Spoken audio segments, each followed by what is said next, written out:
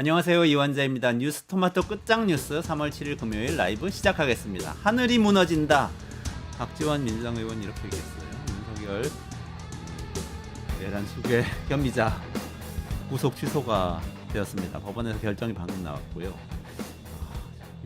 저희가 지금 촬영하고 있는 광화문 뉴스토마토 광화문 스튜디오 바로 옆에 성공의 건물이 있고 그 앞에 이제 서울도시건축전시관이 있거든요. 그 건물 옥상에서 또 오늘 낮에 윤석열 씨 지지자로 추정되는 분 한 분이 분신하셨습니다. 다행히 소화기로 이 건물 관리인이 바로 불을 꺼서 큰 일은 나지 않았는데 이분이 또 윤석열 대통령 만세 이런 문구를 남기시고 많은 분들도 간첩으로 지목하시고 이런 글을 또 남기고 분신을 하셨었어요. 이 모든 일이 참 굉장히 혼란스럽고 놀랍고 진짜 하늘이 무너지는 것 같은 느낌이 드는데 이거 어떤 일인지 오늘 박영식 시사 에디터님 그리고 윤형중 랩 2050 대표님 두 분 모시고 말씀 좀 깊이 있게 나눠보도록 하겠습니다. 어서 오세요. 안녕하세요. 네, 안녕하세요. 반갑습니다. 네, 가장 빠르게 항상 뉴스를 전달해 주시는 박영식 에디터님. 예. 어떻게 된 건지 좀 설명. 이거 앞뒤가 지금 뉴스를 저도 몇 개 봤는데 앞뒤가 네. 좀 잘 이해가 안 됩니다. 일단은 뭐 이따가 저희가 이제 기자 연결을 통해서 자세한 내용도 좀 정리를 하긴 하겠습니다만은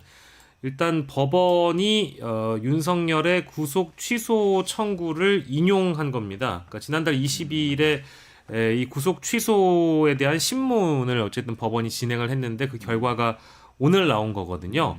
근데 뭐 대체적인 어떤 사유나 이런 것들은 이미 그 언론에 많이 나오고 있습니다만은 기타 내용들 중에는 공수처의 어떤 수사 범위와 관련된 내용, 즉 직권남용죄를 수사하다가 그 과정에서 내란죄를 인지했다고 볼 만한 증거나 자료가 없다라는 등등의 이런 뭐 소식들도 더불어 있습니다만은 이것보다는 지금 구속 기간에 대한 이유가 더 크게 지금 제기가 되고 있습니다. 그러니까 쉽게 이야기를 하자면 네.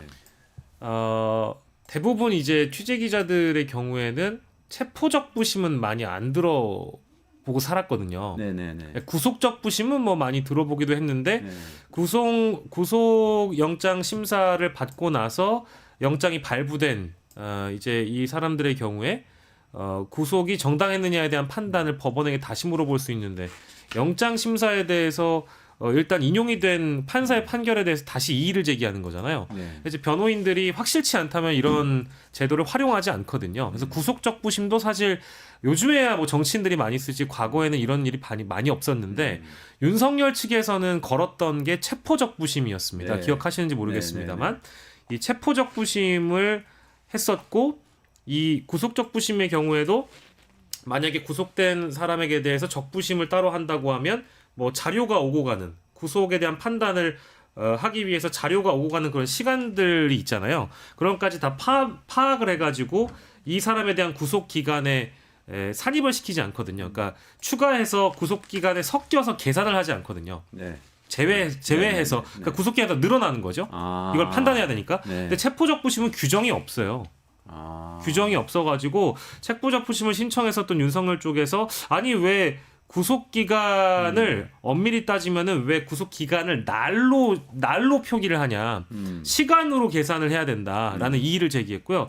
그래서 오늘 법원의 그 기한 계산을 보니까 구속 기간 만료 시간이 이미 지났고 9시 45분이 초과된 상황이었다라는 그 내용이 가장 주된 내용으로 담겨 있습니다. 그래서 구속 기간 만료 이후에 기소가 됐기 때문에 적법한 기소가 아니었다라고 하는 대목에 윤석열 측의 입장을 법원이 반영해줘서 일단 구속 취소를 받아들인 것인데 지금의 시점에서는 검찰이 항고를 할 수 있어요. 즉시 항고를 하게 되는 그 시간은 7일 이내에 즉시 항고 결정을 하면 당장 석방은 되는 거 아닙니다. 그러니까 지금 오늘 항고 포기를 하면 윤석열은 석방이 되고 구치소를 나와서 한남동 관저로 돌아가게 되죠. 근데 검찰이 만약에 즉시 항고를 때리면 이거는 좀 더 고등법원에서 판단을 받아볼 여지가 있기 때문에 당장 풀려나는 것은 아니었다. 다만 이 결정 자체가 지금 그러니까 이것이 위헌인지 아닌지도 판단을 해봐야 될 대목들이 있어요. 그러니까 구속 기간은 날이니까 네, 그걸 네. 시간으로 보는 것이 맞느냐. 이거는 사실 따져볼 만한 문제인데 판사가 왜 이렇게 판단했는지는 저는 뭐 이따 또 자세히 말씀드리겠습니다. 그러시죠. 그러니까 지금 말씀하신 대로라면 이게 죄가 중하고 뭐 중하지 않고 이 문제는 전혀 아니고 법리적 해석의 문제고 절차적 정당성의 문제인 것 그러네요. 같습니다. 절차적이고 기술적인 문제다. 매우 그렇습니다. 그런 문제이다. 요거는 일단 분명하게 하고 뉴스토마토 기자도 지금 연결이 돼 있어요. 그래서 강석영 기자가 전화 연결이 돼 있는데 현장 취재를 하셨으니까 조금 더 자세히 한번 여쭤보도록 하겠습니다. 강석영 기자님 나와 계세요? 네, 안녕하세요. 뉴스토마토 강석영입니다. 네, 지금 윤 대통령 구속 취소 결정 그리고 이게 앞으로 어떤 영향을 끼칠지 정리해서 좀 말씀 주시죠. 예, 앞에서 자세히 말씀 주셨는데 법원이 오늘 오후 2시경에 윤석열 씨 구속을 취소했습니다. 하지만 그 말씀하신 것처럼 바로 석방되지는 않을 것으로 보입니다. 검찰이 7일 이내에 즉시 항고하면 상급 법원이 다시 취소 여부를 판단합니다. 법원이 윤 씨 구속 취소한 이유는 크게 두 가지인데요. 첫 번째는 윤 씨 구속 기간이 만료된 상태에서 검찰이 기소를 했다는 겁니다. 그러니까 구속 기간 계산하고 관련된 문제인데요. 윤석열 씨는 지난 1월 15일 체포된 이후에 체포 적부심, 그러니까 체포가 부당하다면서 법원에 석방을 요청했습니다. 이때 법원이 수사기관의 체포가 적법한지 판단하기 위해서는 수사기관의 수사 자료를 받아서 판단해야 합니다. 문제가 된 거는 수사기관하고 법원 사이에 자료가 왔다 갔다 하는 시간입니다. 윤석열 씨 경우에는 10시간 30분 가량이었는데요. 이 시간을 구속기간 10일에 포함해야 하는지 여부가 쟁점이었습니다. 윤석열 씨 측은 제외해야 한다고 했고 이 경우에는 구속기간이 줄어들어서 구속기간이 25일, 지난 25일 자정으로 만료가 됩니다. 그러니까 윤석열 씨가 26일 오후에 기소가 됐으니 구속기간을 넘겨서 기소한 셈이죠.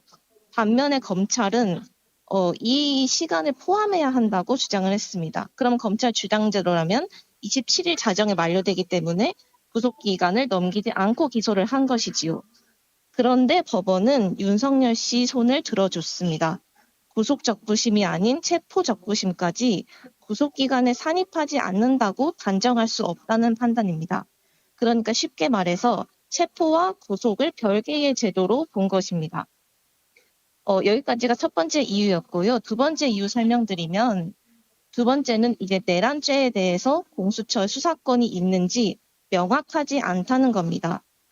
공수처는 윤석열 씨에 대해서 직권남용 권리행사 방해죄와 내란죄 혐의로 수사를 하고 검찰이 윤석열 씨를 기소했습니다. 그런데 공수처법상의 내란죄는 공수처의 수사 범위가 아닐 수 있다고 법원이 판단을 한 겁니다. 자세히 설명을 드리면은 수사 범위 안에 있는 혐의와 관련된 것만으로는 안 되고 수사 범위 내 혐의를 수사하는 과정에서 범위 외의 혐의를 발견해야 되는 겁니다. 윤석열 씨 경우에 적용해서 말씀드리면은 직권남용죄를 수사하다가 내란죄를 발견했다는 증거가 있어야 하는데 그 증거가 없다라고 법원은 판단을 한 겁니다. 이 법원 판단에 대해서 국민의힘은 법원이 체포 구속을 잘못됐다고 결론 내린 것이라며 환영의 뜻을 밝혔고 민주당은 검찰의 즉시 항고를 촉구하였습니다. 네, 그래서 검찰이 즉시 항고를 하면은 효력 집행정지로 윤석열 씨가 석방이 되진 않습니다.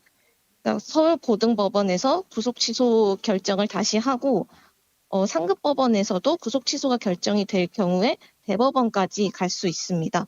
그래서 이 경우에서는 이제 공수처 수사권이 있는지까지 판단이 나올 가능성이 있습니다. 네. 네, 강석영 기자님. 네네네. 강석영 기자님 수고하셨습니다. 요 스튜디오에서 이제 말씀 나누겠습니다. 예. 네, 고맙습니다. 네, 네, 지금 네, 마지막에 강석영 기자님 또 두 가지로 사안을 정리를 해주셨고 여야 반응이 나왔다고 했는데 여야 반응도 지금 영상이 준비되어 있는데 영상 한번 들어보시죠. 어떤 반응을 보이고 있는지. 네, 영상 부탁드립니다. 법원이 윤석열 대통령의 구속을 취소하는 결정을 내렸습니다. 대한민국의 법치와 사법 정의가 살아있음을 확인하는 중요한 순간입니다. 법원이 법리와 양심에 따라 현명한 결정을 내려준 데 대해 국민과 함께 환영합니다. 이번 결정이 대한민국 헌정 질서가 바로잡히는 계기가 되길 바라며 우리 사회가 더 이상 법적 논란으로 분열되지 않고 국민 통합의 길로 나아가기를 기대합니다. 아울러 헌법재판소도 오직 헌법 가치에 입각해서 공정하고 정의로운 판결을 내려주시기를 바랍니다. 내란숙의 윤석열에 대한 구속 취소 청구를 받아들인 것에 유감을 표합니다. 검찰은 즉시 항고를 함으로써 국민적 상식에 부합하는 판단이 나오도록 해야 합니다. 윤석열이 법률과 헌법을 중대하게 위반한 사실은 변함이 없습니다. 더불어민주당은 내란의 신속한 종결을 위해 모든 조치를 다하겠습니다. 자, 지금 그 뉴스토마토 강석영 기자는 두 가지 정리를 해주셨는데, 그 구속 취소의 이유로 첫 번째는 기술적으로 아까 박영식 에디터님 좀 자세히 또 설명해 주셨는데, 여기 지금 한 10시간 30분 정도 서류가 왔다 갔다 하는 시간 어떻게 볼 것인가, 그것 때문에 이제 그 부분이 기소가 된 게 구속기간 넘겨서 기소했다, 이렇게 처리한 부분이 하나 있고, 또 한 가지 판단은 이거는 또 수사권의 문제예요. 그리고 우리가 계속 조금씩은 우려를 하고 있었는데, 공수처가 내란죄 수사권이 없는데 직권남용죄를 수사하다가 관련 범죄로 내란이 드러나서 수사를 했다면 괜찮은데 이번에 그렇게 한 것 같지 않다, 한꺼번에 그냥 한 거 아니냐, 이렇게 얘기가 나왔어요. 두 분 어떻게 들으셨어요? 근데 이제 그 방금 말씀하신 그 대목은 법원이 그 영장과 관련돼 가지고 판단을 할 때 어느 정도 정리가 된 사안이라고 봐야 되거든요. 그러니까 그거를 지금에 와서 또 다시 따지면서 이 구속 취소 인용과 관련된 어떤 결정에 사법부에서 넣는다는 것은 저는 약간 모순적이고 이율배발적이라는 생각이 들어서, 이게 지금 굉장히 이례적인 게, 제가 오늘 딱 그러네요. 딱 네 분의 법조인과 통화를 해봤는데요. 이게 너무 사실 처음 있는 선례라서 구속 기간을 뭐 시간을 두고 따진다는 것도 그렇고, 체포적부심과 관련된 문제도 그렇고, 방금 말씀하신 공수처의 수사권에 대한 부분 등등 이런 문제를 삼는 것도 그렇고, 일찌감치 이 윤석열 내란 수괴를 체포하고 구속하고 기소하는 과정에서 이 논란들이 끊임없이 불거지니까 법원이 어떤 선택을 하는지에 따라서 그러면 정리가 좀 될 것이다. 근데 영장을 발부하는 대목에서도 공수처의 영장 발부나 이런 것들에 대해서 어느 정도 정당하게 얘기했고, 검찰이 그래서 사실은 구속 시한을 연장하고 싶어서 연장을 하려고 했는데, 법원이 또 그때 뭐라고 했냐면, 야, 니네들은 그냥 기소만 해, 공수처가 수사 다 했잖아, 이제 이런 식으로 정리를 한번 해준 적이 있거든요. 네네. 근데 이런 데에서 수사권 논란 어느 정도 저는 이미 불식이 됐다고 생각했는데, 이게 또다시 구속 취소 인용 여부에 영향을 준다는 거는 저는 사법부가 오히려 어떤 법리적 혼선을 지금 스스로 갖고 오고 있는 거 아니냐, 이런 대목은 정말 우려스럽습니다. 박영식 에디터님 말씀이 굉장히 정확하고요. 이미 구속영장 청구 과정에서 발부 과정에서 이게 한 차례 굉장히 큰 논란이 됐었고, 그때 일단 한 번은 정리된 논란입니다. 근데 저는 이 얘기는 다시 한번 좀 드려야 될 것 같아요. 오늘 이 구속 취소 이제 결정이, 물론 이제 검찰이 항고가 남아 있지만, 분명한 것은 이건 윤석열의 죄랑 관련 없어요. 윤석열 죄랑 관련이 없고요.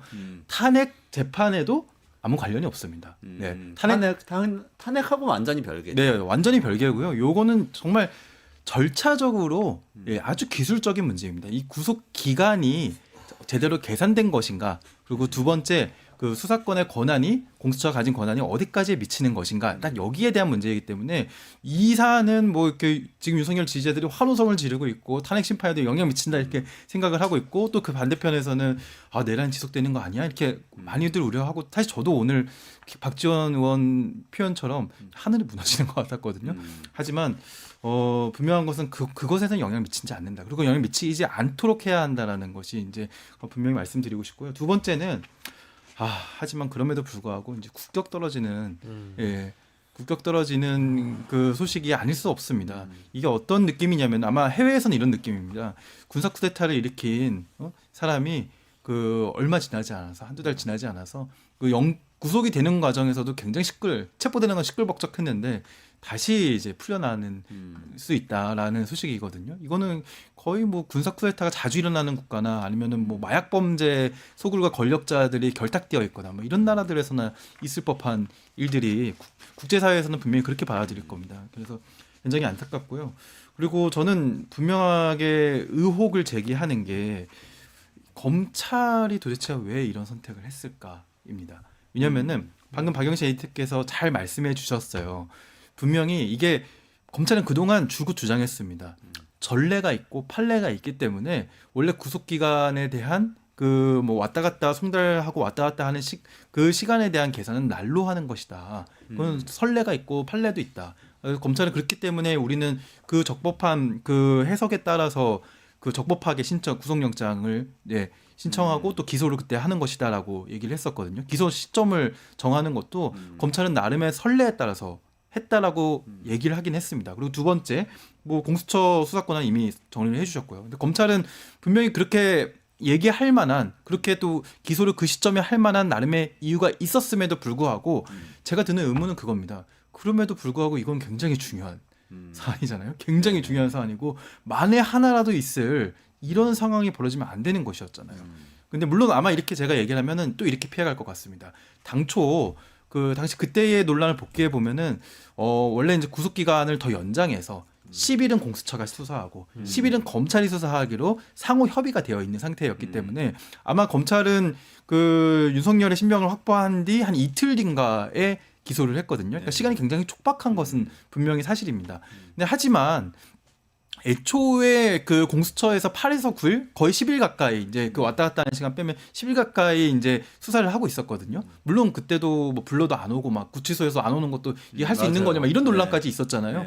근데 그런 과정이 있었는데 검찰에서는 이게 아무리 선례가 있고 본인들이 수사 경험이 아무리 풍부하다고 해도 그래도 논란의 여지가 없게 그 딱 그 날짜나 시간으로 개선해서라도 논란의 여지가 없게 그 기한에 맞춰서 기소를 했었어야죠. 네, 검찰은 충분히 그럴 수 있었습니다. 그럴 만한 이미 뭐 우리가 증거가 없어서 못하는 게 아니었었잖아요. 그렇다면 검찰은 도대체 왜 그랬을까?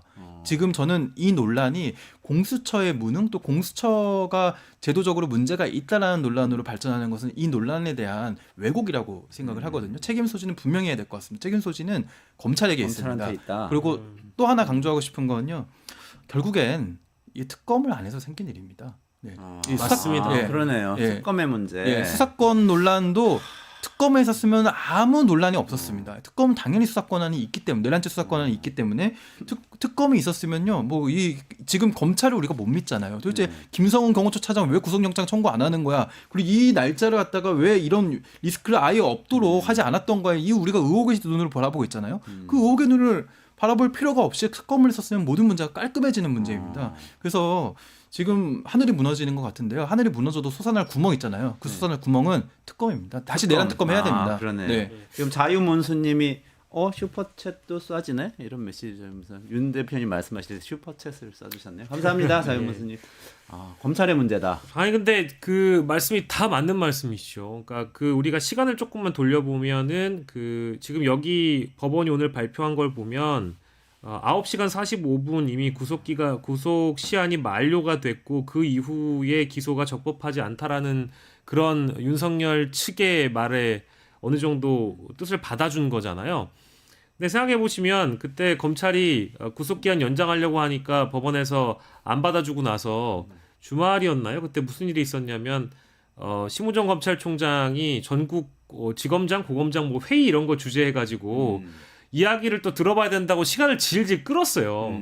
그래서 아니 석방이냐 구속 기소냐 둘 중에 선택을 해야 된다라고 하면 당시에 검찰은 대면 조사가 없는데도 불구하고 기소한다라는 부담이 있었다고 하지만 제가 뭐 지금 기억나는 그런 선례들이 분명히 있거든요. 그러니까 이미 공수처에서 또 경찰에서 조사한 내용, 수사한 내용들을 다 받아서 검찰이 기소를 판단하는 것이니까 추가적인 보충 수사가 없다고 하더라도 얼마든지 기소할 수 있었던 상황이었고 과거 선례도 있습니다.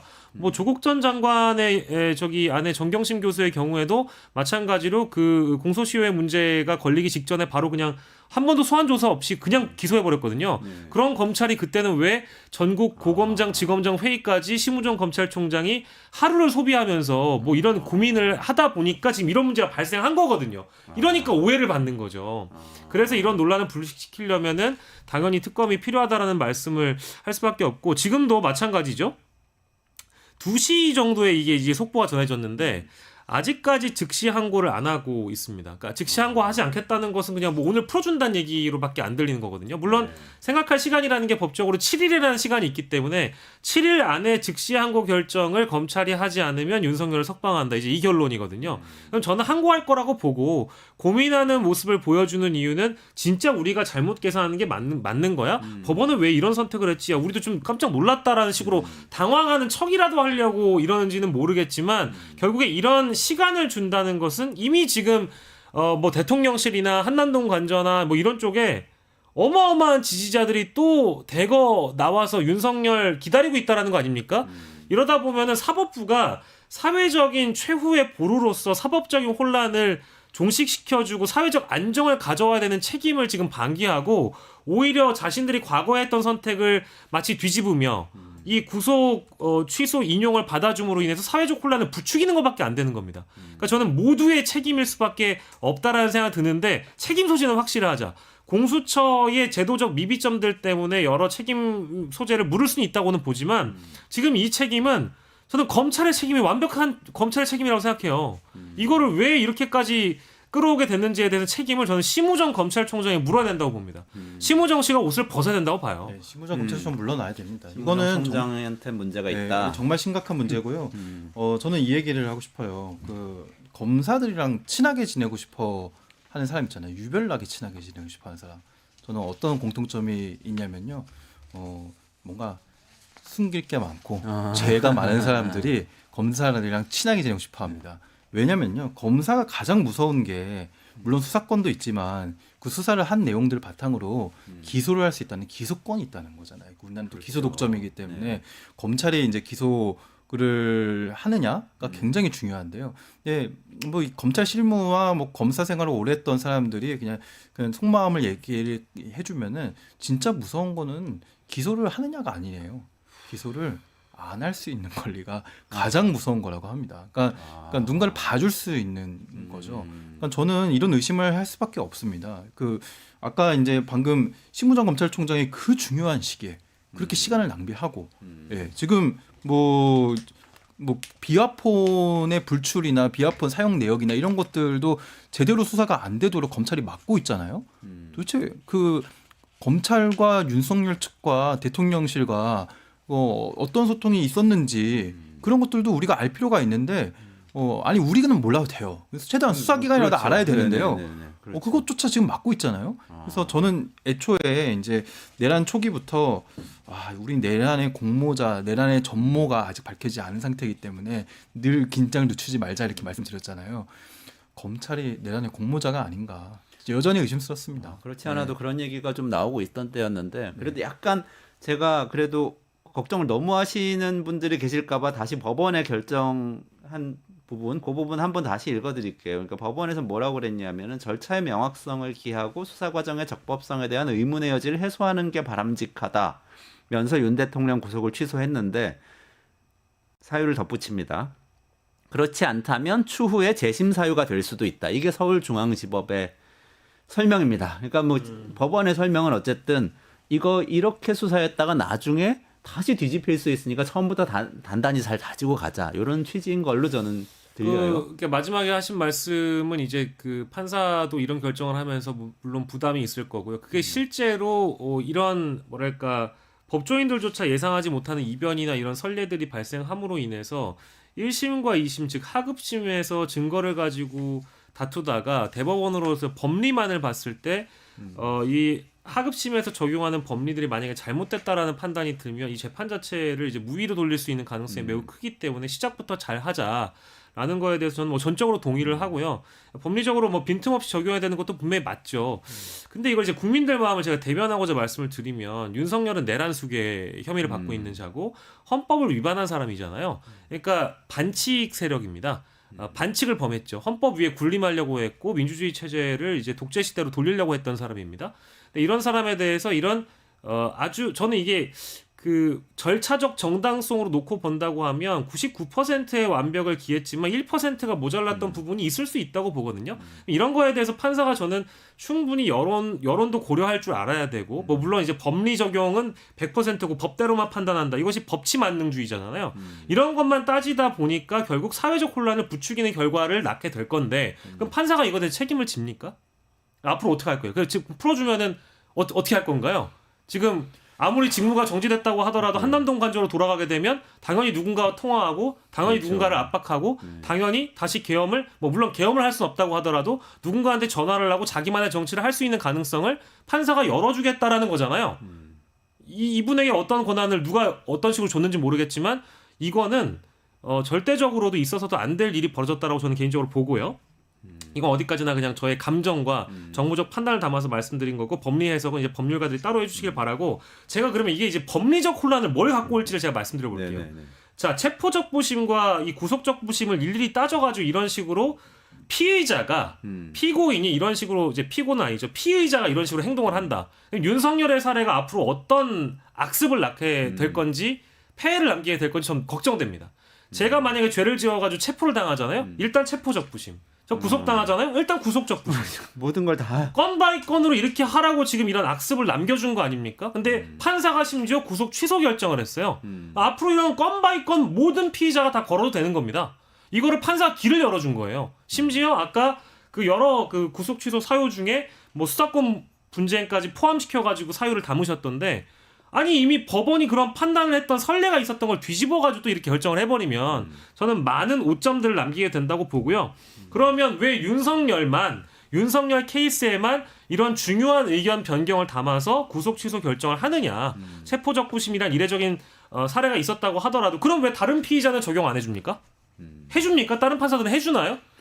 그러니까 저는 이런 부분이 되게 분노스럽다라는 겁니다. 그러니까 사법부에서 결정을 할 때도 충분히 이런 고민을 했겠지만 그렇다고 하더라도 내란 수괴고 내란을 일으킨 대상에게 이런 식의 판단을 해준다는 게 얼마나 큰 사회적 혼란과 사법적 혼란을 가져오는지에 대해서 이 판사님이 좀 고민해 보셨으면 좋겠어요. 그렇게 이제 많은 분들의 마음일 것 같아요. 네. 저는 뭐 검찰이 항고하면 특히 이제 수사권 관련된 그 부분은 제 이제 생각으로는 아마 그 이번 법원의 결정이 반복되지는 않을 것 같다는 생각이 들거든요. 왜냐면은 이 법원 재판부의 설명 자료의 문장 자체도 굉장히 논리적인 바로 허점이 드러났거든요. 예를 들면 이렇습니다. 이제 설명 자료에 이렇게 문장이 나와 있어요.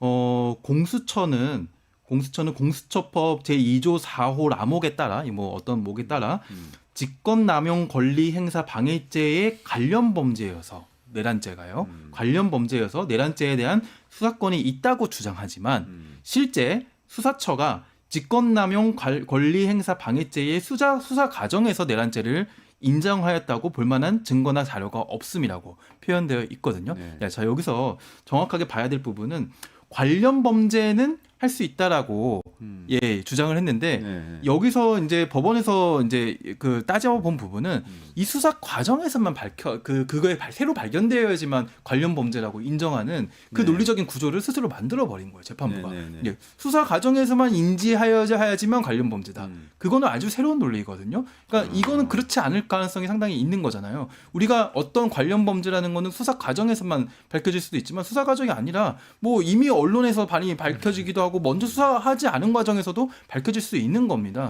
예, 그렇기 때문에 이 문장 자체도 상당히 좀 문제가 있는 문장이고요. 그리고 근데 저는 이제 그 이 기간에 대한 부분을 유심히 재판부 설명 자료를 보면서는 좀 안타깝지만 그 기존의 선례와 판례가 검찰의 주장대로 뭐 시간으로 계산하였다고 검찰은 주장하였잖아요. 저는 보지는 못했지만, 근데 지금 재판부의 논리가 그렇게 근거 없고 설득력이 없지는 않더라고요. 안타깝게도. 왜냐하면은 이제 재판부는 이렇게 설명을 하는데요. 지금은 여러 가지 이제 그 기술이 발달했기 때문에 뭐 서류의 송달, 접수, 반환 막 이런 시간들이 정확하게 파악될 수 있는 이제 그런 시대를 우리가 살고 있기 때문에 이 기간을 계산할 때 있어서 날로 계산하는 것보다 정확하게 시간으로 계산하는 것이 타당하다라고 라고 말하더라고요.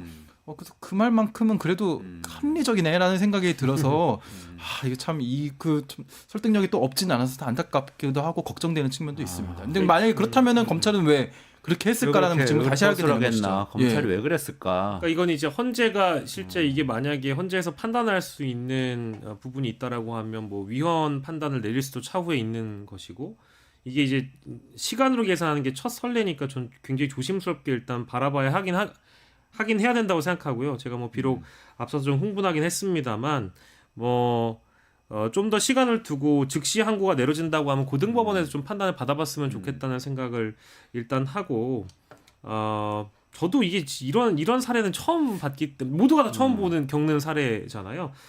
이제 절차적 정당성이나 문제를 따진 것이니까 실제 지금 헌법재판소에서 이루어지고 있는 윤석열의 이 탄핵 심판에는 큰 영향이 없을 거라고 보는데 다만 이게 그 헌법재판관들도 인간이기 때문에 외부에서 이뤄지고 있는 어떤 여론전에 대해서 신경을 안 쓸 수는 없을 것이고 노골적으로 헌법재판소를 그동안 흔들어왔던 극우 세력들의 준동이 있었는데 그런 상황에 이제 이 결정이 내려지다 보니까 저는 뭔가 시그널이 될 수도 있겠다. 즉 지금 밖에서 성조기와 태극기를 들고서 시위 및 집회를 하시는 분들 쪽에는 어떤 큰 영향을 주고 또 하나의 명분을 준 셈이잖아요. 그거 봐라. 이거 구속이 잘못됐고 적법하지 않은 것을 밀어붙이니까 이런 식으로 문제가 생기는 건 아니냐. 윤석열의 탄핵조차도 마찬가지로 잘못이 있는 거다라고 접근할 가능성이 매우 높기 때문에 이것은 사회 혼란을 가중시킨다는 차원에서 너무 걱정되는 일이고요. 전망을 하면서 좀 정리를 하자면 저는 이렇게 전망을 합니다. 일단 헌법재판소가 탄핵 심판 선고를 일찍 내렸다라고 한다면 이런 구속 취소 인용 결정이 크게 부담이 되진 않을 거예요. 왜냐? 대통령의 권한 자체를 박탈해버리면 그가 제2의 계엄을 구상할 수도 없고 실제 직무가 정지돼 있다고 하더라도 누군가에게 전화를 하거나 누군가와 밥을 먹으면서 또 다른 정치적 움직임을 보일 가능성이 제로에 가까운 거니까요. 즉 한남동 관저에 들어가게 만드는 것이 아니라 자신의 사저로 돌아가게 만든다고 한다면 네네네. 대통령의 권한을 일찌감치 빼앗았다라면 탄핵 선고가 일찍 내려졌다라면 이런 걱정이 필요 없죠. 이 절차적 정당성 지켜도 됩니다. 근데 지금 걱정되는 것은 아직 탄핵 선고가 내려지지 않았고 다음 주에 내려지는 이 목전에 이러한 결정이 있다 보니까 헌법재판소도 부담이고 양쪽의 지지자는 또 집결할 것이고 이번 주말에는 또 내전 상황에 준하는 여러 움직임들과 여론들이 또 부닥칠 것이고 그러다 보면 아까 초반에 소개시켜 주셨던 어떤 특정 지지자가 또 극단적인 선택을 하면 어떡하느냐 이런 걱정들밖에 안 들잖아요. 그래서 저는 탄핵 심판 선고가 이번 즉시 항고를 통해서 고등법원이 고민하는 이 시기에 이 어간에 만약에 선고가 내려지게 돼서 대통령직 파면 결정이 내려지면 그나마 나은 방향으로 나아갈 수는 있으나 또한 만약에 여기에서 헌법재판소가 정무적 판단을 통해 다음 한 주를 더 늘리겠다. 그러니까 즉 탄핵 심판 선고를 기간을 늘려서 다다음 주에 하겠다라든지 이런 식으로 또 지연시키면 이거는 사법부와 헌법재판소가 아주 사회적 혼란을 부추기는 어떤 결정적인 역할을 하는 상황이 된다는 거죠. 그래서 걱정이 되는 겁니다. 아주 중요한 말씀 해주셨는데요. 네네. 지금 정말 그 각자의 자리에서 정말 책임 있는 역할을 해줘야 되는 그런 시기인 것 같습니다. 방금 헌법재판소는 이제 뭐 8인 체제로 선고할 거냐 9인 체제로 선고할 거냐 이런 논쟁을 할 때가 아닌 것 같고요. 네. 굉장히 조속한 결정을 통해서 그 어찌 보면 이 내란숙의 혐의를 받는 사람이 다시 관저로 돌아가는 대통령의 자격을 그러게요. 유지한 채로 관저로 돌아가는 일을 좀 막았으면 하는 그런 저는 바람이 있고 또 하나 굉장히 또 중요한 또 그 역할을 해야 되는 기관이 그 법원입니다. 왜 법원 그 이번에 서울고검에서 이제 그 비아폰 그 이제 관련된 문제가 이제 받고 있고 또 당시 이제 체포 당시 문제를 지적을 받고 있는 김성훈 경호처 차장에 네네. 대한 이제 구속영장을 그 계속 이제 검찰이 반려하다가 서울고검에서 이제 그 심의위원회가 열려가지고 9명 중에 6명이 찬성해서 이제 영장을 청구하겠다는 거 아닙니까? 네네네. 네. 저는요 그 윤석열 대통령이 다시 그 구속이 취소되고 석방이 되고 관저로 돌아가게 된다면은 또 어떤 모종의 일들을 꾸밀지 모릅니다. 지금 우리가 도주의 우려가 없거나 아니면은 증거인멸의 우려가 없어서 구속 취소가 되는 게 아니라 이 구속 기간에 대한 계산이 잘못됐기 때문에 구속 취소가 되는 것이잖아요. 원래 구속을 하느냐 안 하느냐에 있어서 가장 중요한 거는 증거인멸이나 도주의 우려인데요. 이분은 증거인멸, 도주의 우려가 굉장히 큰 분이라는 걸 온몸으로 입증해 온 사람입니다. 네, 심지어 뭐 체포가 안 되려고 무력 저항을 뭐 지시했던 사람이잖아요. 그렇죠. 네. 네. 그런데 이제 그럼에도 불구하고 이 사람을 정말 검찰이 이제 뭐 계산 잘못해가지고 풀어주게 된다면은 그러면 다시 또 증거인멸을 하려고 할 거거든요. 예, 네네네. 우리가 그 점을 잘 봐야 되고 그걸 막기 위해서라도 비아폰 그리고 김성훈 그 차장에 대한 구속이 반드시 관철돼야 될 것 같습니다. 그거 말씀 주셨으니까 자 일단 요 얘기를 정리를 하고요. 여기 지금 정리를 해보니까 이거네요. 어쨌든 구속 취소 결정이 법원에서 내려졌지만 윤석열 씨에 대해서 7일간의 이 검찰의 항고 기간이 있고 그 7일 안에 사실은 헌법재판소의 탄핵 심판이 선고가 나올 수 있는 거죠. 만약에 그렇다면 사실은 석방이 혹시라도 구속 취소돼서 사저로 돌아가서 내란 수사를 계속 받게 된다고 하더라도 대통령은 아닌 상태에서 그렇죠. 네, 그냥 그 심판을 받고 이제 사법 수사기관하고 법원 쪽에서는 그냥 다시 차곡차곡 처음부터 절차를 진행해서 다시 구속을 하는 쪽으로 가는 이런 그림이 괜찮은데 그게 제일 안정적일 그게 수 제일 있는데. 안정적인 거죠. 네, 근데 네. 만약에 탄핵 심판이 더 늦어져서 다음 주 이렇게 되면 이제 상당히 문제가 심각해질 수 있다. 그렇게 이런 되면 거죠. 아마 사람들은 헌법재판소의 결정 자체도 의심하게 될 겁니다. 이미 변론 기일도 많이 기회를 줬고 뭐 상당히 뭐 6차까지만 보더라도 이미 나올 만한 주장은 다 나왔는데 네. 부정선거론 자체를 계속 재판관들이 들어야만 하는 시점이었으니까요.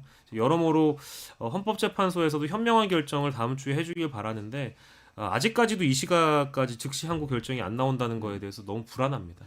조금 기다려 보면서 다음 이슈를 좀 소개를 해주시면 좋겠어요. 이게 딱 연결이 돼요. 보니까 네. 예, 이 비화폰 이야기, 경호처 이 김성훈 차장 이야기하고 네. 그리고 이 왜 그날이었나, 네. 가정사가 뭔가 네. 예, 네. 이야기 좀 정리해 주시죠. 네, 일단 두 번째 이슈는 12월 3일에 윤석열이 비상계엄 선포를 왜 했을까 이제 어떤 트리거 작용을 한 소식이 무엇이었는지 실마리가 되는 단서들이 많이 나오고 있는데 일단 어제 있었던 JTBC 단독 보도를 보니까요, 이 검사 탄핵이 어떤 계엄의 방아쇠였다. 도이치모터스 주가 조작 혐의를 무혐의 준 검사 3명과 서울중앙지검장 등등을 또 최재해 감사원장과 더불어서 더불어민주당에서 탄핵 소추를 했다라는 대목에서 굉장히 분노를 했던 그런 분위기가 읽혀지는 보도였습니다.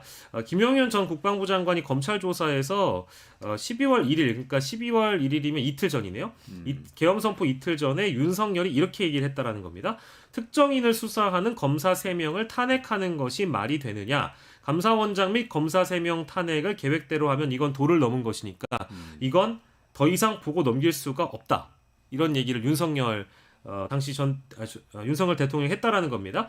그래서 이 특정인을 수사하는 검사 3명이 누군지 봤더니 이창수 서울중앙지검장 검사 3명인데 과거에 도이치모터스 주가 조작 연루 의혹 사건을 무혐의로 판단하고 불기소 처분을 내린 검사들이었습니다. 네. 그러다 보니까 결국 이것이 김건희 구하기 그리고 윤석열 스스로를 구하는 어떤 방아쇠가 된 것 아니었는가. 계엄을 선포하는 결정적인 트리거가 되는 것이 아니었겠는가 하는 대목이 어제 보도가 되면서 이것 말고도 사실은 뭐 저희가 과거에 들었던 김건희 여사와 윤석열 대통령과 관련된 명태균의 USB가 또 어떤 특정 언론에 들어간 것도 트리거가 됐었고 뭐 여러 트리거들이 많이 나오지 않습니까? 근데 대부분 포커싱은 김건희라는 글자에 맞춰지고 또 어떤 범죄를 덮기 위한 하나의 사건을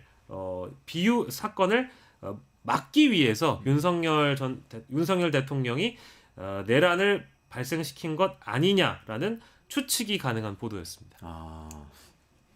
김봉식 서울경찰청장이 진술에서 개인 가정사 얘기가 있었다는 그것도 그런 보도도 있었잖아요. 그것도 트리거 아니냐. 근데 그 트리거 역시도 개인 가정사라는 게 윤석열 대통령의 가정사라고 하면 뭐가 있겠습니까? 결국 뭐 부부간의 어떤 관계 혹은 부부 사이에 벌어졌던 일, 부부가 했던 일, 뭐 이렇게만 딱 축약이 되는데 뭐 가장 후자에 있었던 사안들을 많이 떠올리시다 보니까 결국 뭐 김건희 여사의 어떤 혐의점을 좀 가리기 위한 이것이 드러나면 정권이 무너진다 할 만한 사건이 뭐가 있었는지를 여러분들이 떠올려 보시면 대부분 저희가 다 아는 내용들이었던 걸로 사료가 됩니다. 그게 도이치모터스고 그것과 관련된 검사 탄핵이 있었고 뭐 그렇습니다. 거기에 대한 발언이 지금 보도가 된 거죠. 네.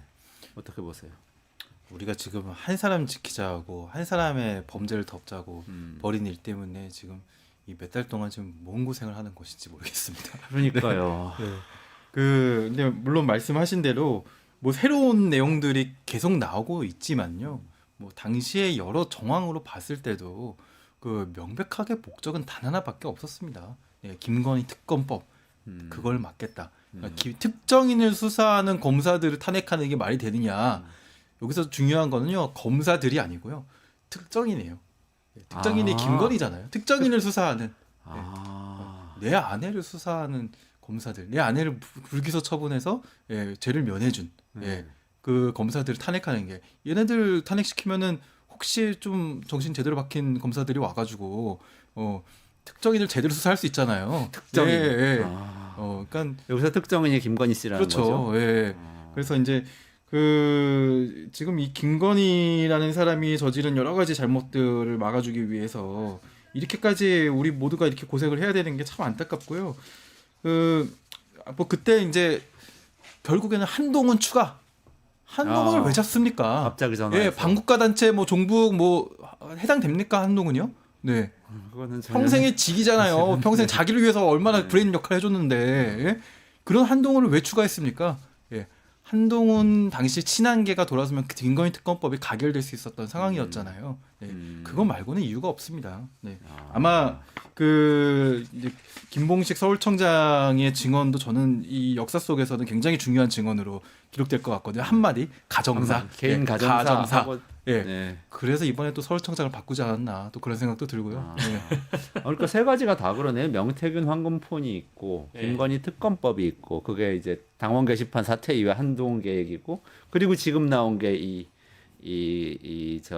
내일 탄핵되면 검사 탄핵이 있고 세 가지가 다 사실 김건희 씨하고 관련이 있네요. 네, 대부분 다 그 중요 사안들이 아니라 중요 인물로 떠오른 김건희 씨를 남편인 윤석열 대통령이 어떻게 지켜줄 것인가 이렇게 보는 분들도 있지만 저는 꼭 단편적으로만 이렇게 보고 싶진 않고요. 이 정권을 만들어내는데 가장 큰 공을 세운 것이 자신의 아내이고 경제 공동체이기도 하지만 정치적 공동체, 운명 공동체이기 때문에 이미 뭐 김건희 여사가 어떤 다수 인사 개입을 하거나 국정 개입을 하거나 혹은 당무에 개입을 하거나 이런 것들은 의혹 차원이 아니라 지금 사실관계로 규정되고 있는 단계잖아요.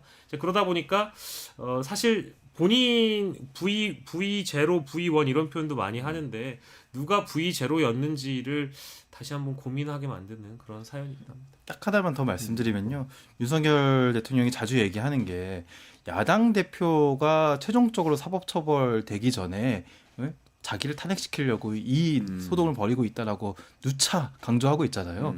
그런데 야당 대표가 사법 절차를 그냥 순조롭게 진행하는 방법은요. 12월 3일이 아닌 다른 한참 뒤에 뭐 내란을 일으키든 맞아. 그때 했었으면은 이재명 대표는 그냥 순조롭게 대법원까지 판결이 나왔었을 겁니다. 그냥 기다렸으면 되는데. 네. 굳이 뭐가 급해서요? 뭐가 급해서 12월 3일이었습니까? 1월 3일도 아니고 2월 3일도 아니고 왜 12월 3일이었을까요? 네. 그래서 설명이 안 됩니다. 김건희라는 사람 아니면은 도저히 설명이 안 되는 날짜입니다. 아마 창원지검에서 올라온 수사 보고서도 대검을 통해서 이미 보고를 받아서 뭐 민정수석을 통해서 얘기를 들었다거나 자신도 아주 오랜 기간 검사를 했는데 이 사안은 일단 보도가 되면 돌이킬 수 없다라는 생각을 분명히 했겠죠. 저희가 맨 내란 사태 이후에 헌법재판소에서 나와서 피청구인이 여러 차례 발언을 하는 걸 보고도 이런 쓸데없는 얘기를 왜 할까 싶으면서도 가만 보면 머리가 나쁜 사람만은 아닐 겁니다. 그리고 뭐 윤석열 피청구인 스스로도 기억력이 굉장히 좋은 사람이라고 본인이 직접 언급하지 않습니까?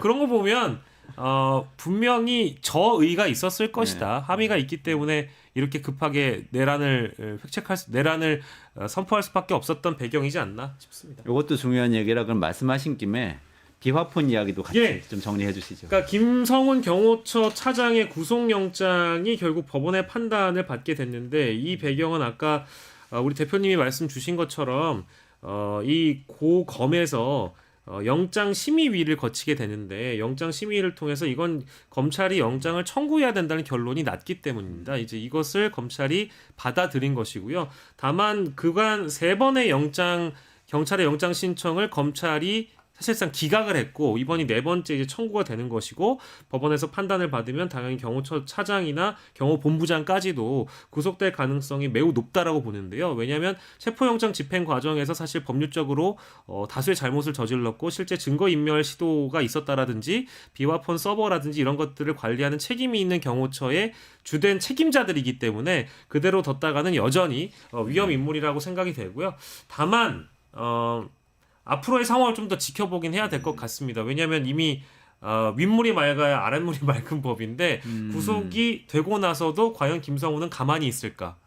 제가 아까 말씀드린 대로 또 적부심이 들어가거나 그러니까 저는 이제 그런 생각이 드는 거죠. 아니 이미 앞서서 주군이 보여주지 않았습니까? 네네네. 그래서 구속이 된다 한들 무엇이 바뀔까 일단 첫 번째고요. 아까도 잠깐 한국일보 단독 보도를 소개해 주셨는데 비화폰 불출 대장이라는 게 있는데 그게 누구에게 지급이 됐는지에 대한 그 명단입니다. 누가 비화폰을 경호처를 통해 지급을 받았는가. 김건희도 있고 노상원도 있고 국무위원도 있고 다 있겠죠. 근데 그거를 경찰이 확보하려고 했을 때 그것조차도 확보하지 못하게 형사소송법 110조와 111조를 운운하면서 못하게 막았었어요. 근데 알고 보니까 이미 제출을 검찰에 미리 3일 전에 했다라는 겁니다.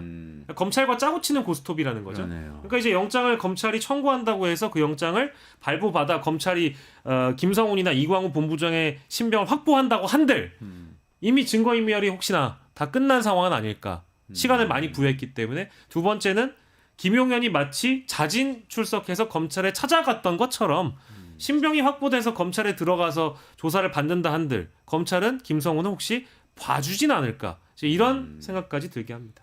지금 그 비화폰을 누구에게 지급하고 회수했는지 이걸 왜 검찰한테 그렇게 쉽게 내주죠? 정말 이해할 수가 없는 대목이거든요. 그러네요. 그리고 검찰만 알고 있는 거잖아요. 지금. 네네네. 저는 검찰이 상당히 의심스럽습니다. 네. 이건 진짜 아까 말씀하셨던 것하고 엮어서 검찰은 왜 이 체포와 구속 과정을 왜 그런 방식으로 허술하게 처리를 해서 지금 이 사태를 빚었는가에 더해서 어떻게 김성훈 경호차장은 검찰한테만 이렇게 호의적으로 증거를 주는가? 정말 의심이 가는데 이런 거 언젠가 밝혀지겠죠. 하나만 더 첨언하자면 비화폰 불출 대장의 경우에는 이제 뭐 비화폰 서버에 담겨 있는 통화 내용이나 이런 것들을 준 건 아니고요.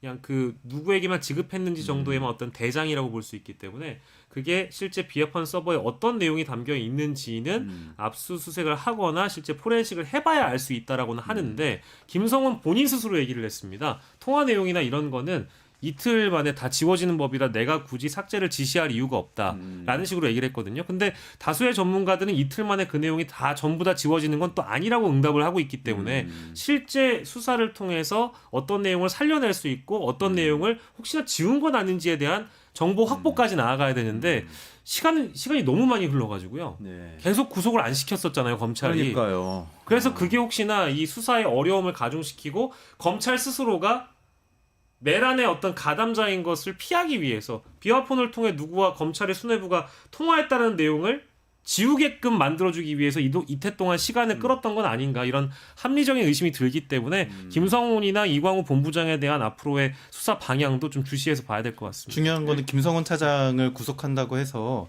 그 비화폰 서버를 확보할 수 있는 건 아니거든요. 압수수색을 또 해야 됩니다. 또 해야 되죠. 예, 근데 그거는 국가 보안 시설이기 때문에 그 아직은 차마 경찰에서 그런 청구를 못 하고 있는 겁니다. 여론의 힘도 있어야 되고요. 그리고 이틀 한 달요 공방도요. 윤건영 의원 한 달이라고 주장하고 뭐 여러 전문가 자문도 받았다 이렇게 말씀하시긴 하는데 아마 문재인 정부 때 한 달이고 이번 정부 때 이틀이 아니었나 약간 그런 생각도 좀 들거든요. 진짜로 이틀이었으면은 모든 증거 이미 삭제된 상태입니다. 그러네요. 예. 어쨌든 뭐 현재 이번에 이 법원의 판단을 받는다는 것은 그래도 경찰이 판정승 거둔 상황인데 그 다음에 어떻게 될지를 이제 좀 살펴봐야 되겠네요. 오늘 사실 우리 그 정책 얘기를 하려고 엔비디아 얘기하려고 이재명 대표가 엔비디아 네. 30% 지분 있으면 뭐 우리 국민들 편하게 살 수 있어. 이 얘기한 거를 저는 사회주의라고 이준석 대표가 막 그러고 그래가지고 저희 솔직하게 말씀드리면 제가 지금 짜증이 좀 나는 게요. 그러니까 제가 사실 우리 대표님하고 윤 대표님하고 우리 저기 교수님하고 이렇게 셋이 앉아 있으면 정책과 관련돼서는 특히 엔비디아 관련해서는 이거는 뭐 내가 굳이 말을 안 해도 되겠다 싶어가지고 준비를 안 하려고 하다가도 그래도 노가는 들어야 되니까 집에서 한참 준비를 하고 있었거든요. 근데 갑자기 아니 근데 갑자기 인생에 하나도 도움이 안 돼요. 갑자기 이런 소식이 터지니까 갑자기 주제가 다 바뀌는 거잖아요. 그래서 이게 아침부터 준비했던 게 다 무위로 돌아가서 다음 시간에 꼭 같이 했으면 좋겠어요. 같이. 네. 그래도 윤 대표님 1분만 얘기해 주세요.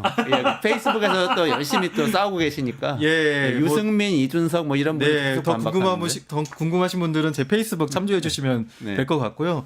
지금 정말 그 전 세계가 기술 빅뱅 시대입니다. 네. 그렇기 때문에 정부가 전례 없는 그런 시도들과 조치들과 또 지원들과 이런 것들을 검토해야 되는 정말 절박한 국면이거든요. 한국은 지금 이 내란이 뭐 구속 취소니 뭐 이런 논쟁을 벌이고 있지만 빨리 한 단계 더 나아가야 되고요. 그 엔비디아 30% 지분 얘기는 사실 좀 이재명 대표는 원론적인 얘기, 아주 뭐 급진적인 얘기도 아니고요. 아주 원론적인 얘기를 꺼냈을 뿐인데 좀 잘못 왜곡된 측면도 좀 있고, 물론 이제 좀 새로운 얘기이기 때문에 충분히 한번 토론을 해볼 필요도 있습니다. 이재명 대표가 엔비디아 지분 30%를 사자고 한 거예요? 그건 빼앗자고 아니고요. 한 거예요? 그거 전혀 그럼 아니고요. 어떻게 하자고? 네, 그 정부가 지금도 모태펀드라는 걸 운영하면서 초기 기업들에 대한 지분 투자를 하고 있습니다. 벤처기업 스타트업. 네, 그걸 더 적극적으로 하자는 거고요. 지분을 투자를 하면요, 그 지분을 받아야죠. 그게 자본주의죠. 그렇죠. 지분을 투자하는데 그 정부가 했기 때문에 지분을 안 받는 게 자본주의입니까? 그건 아니잖아요. 그러니까 오히려 이준석 대표나 유승민 의원, 저는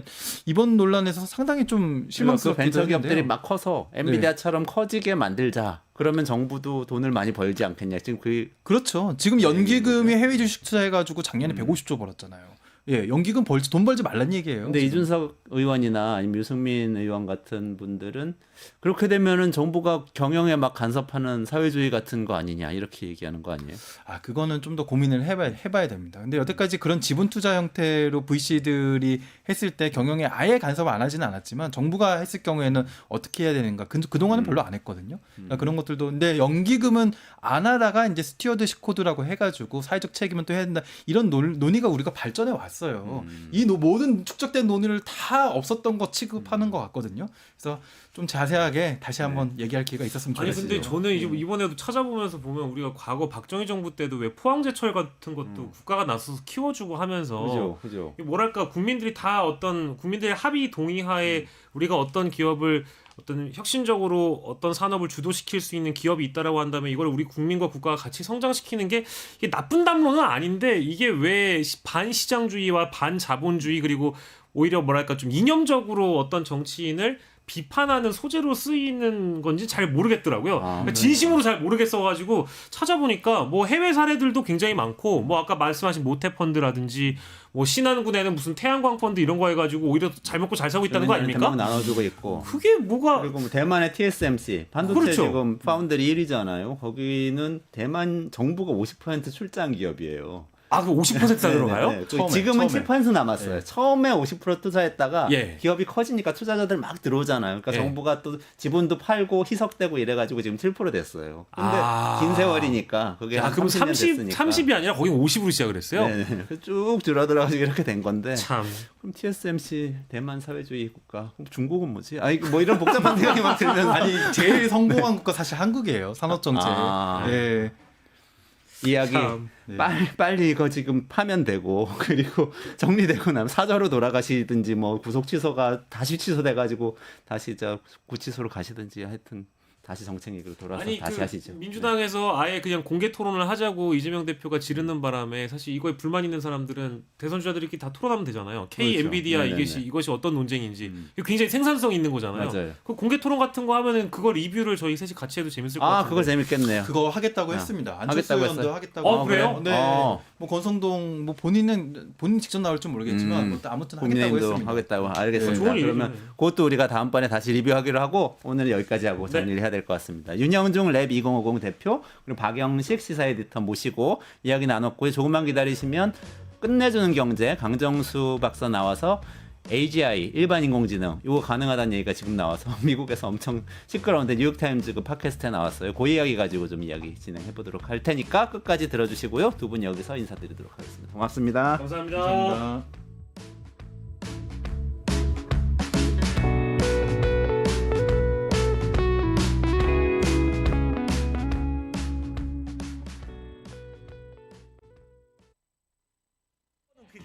증권 통파스. 퀴즈를 풀면 최대 100만 원 상당의 보상을 드려요.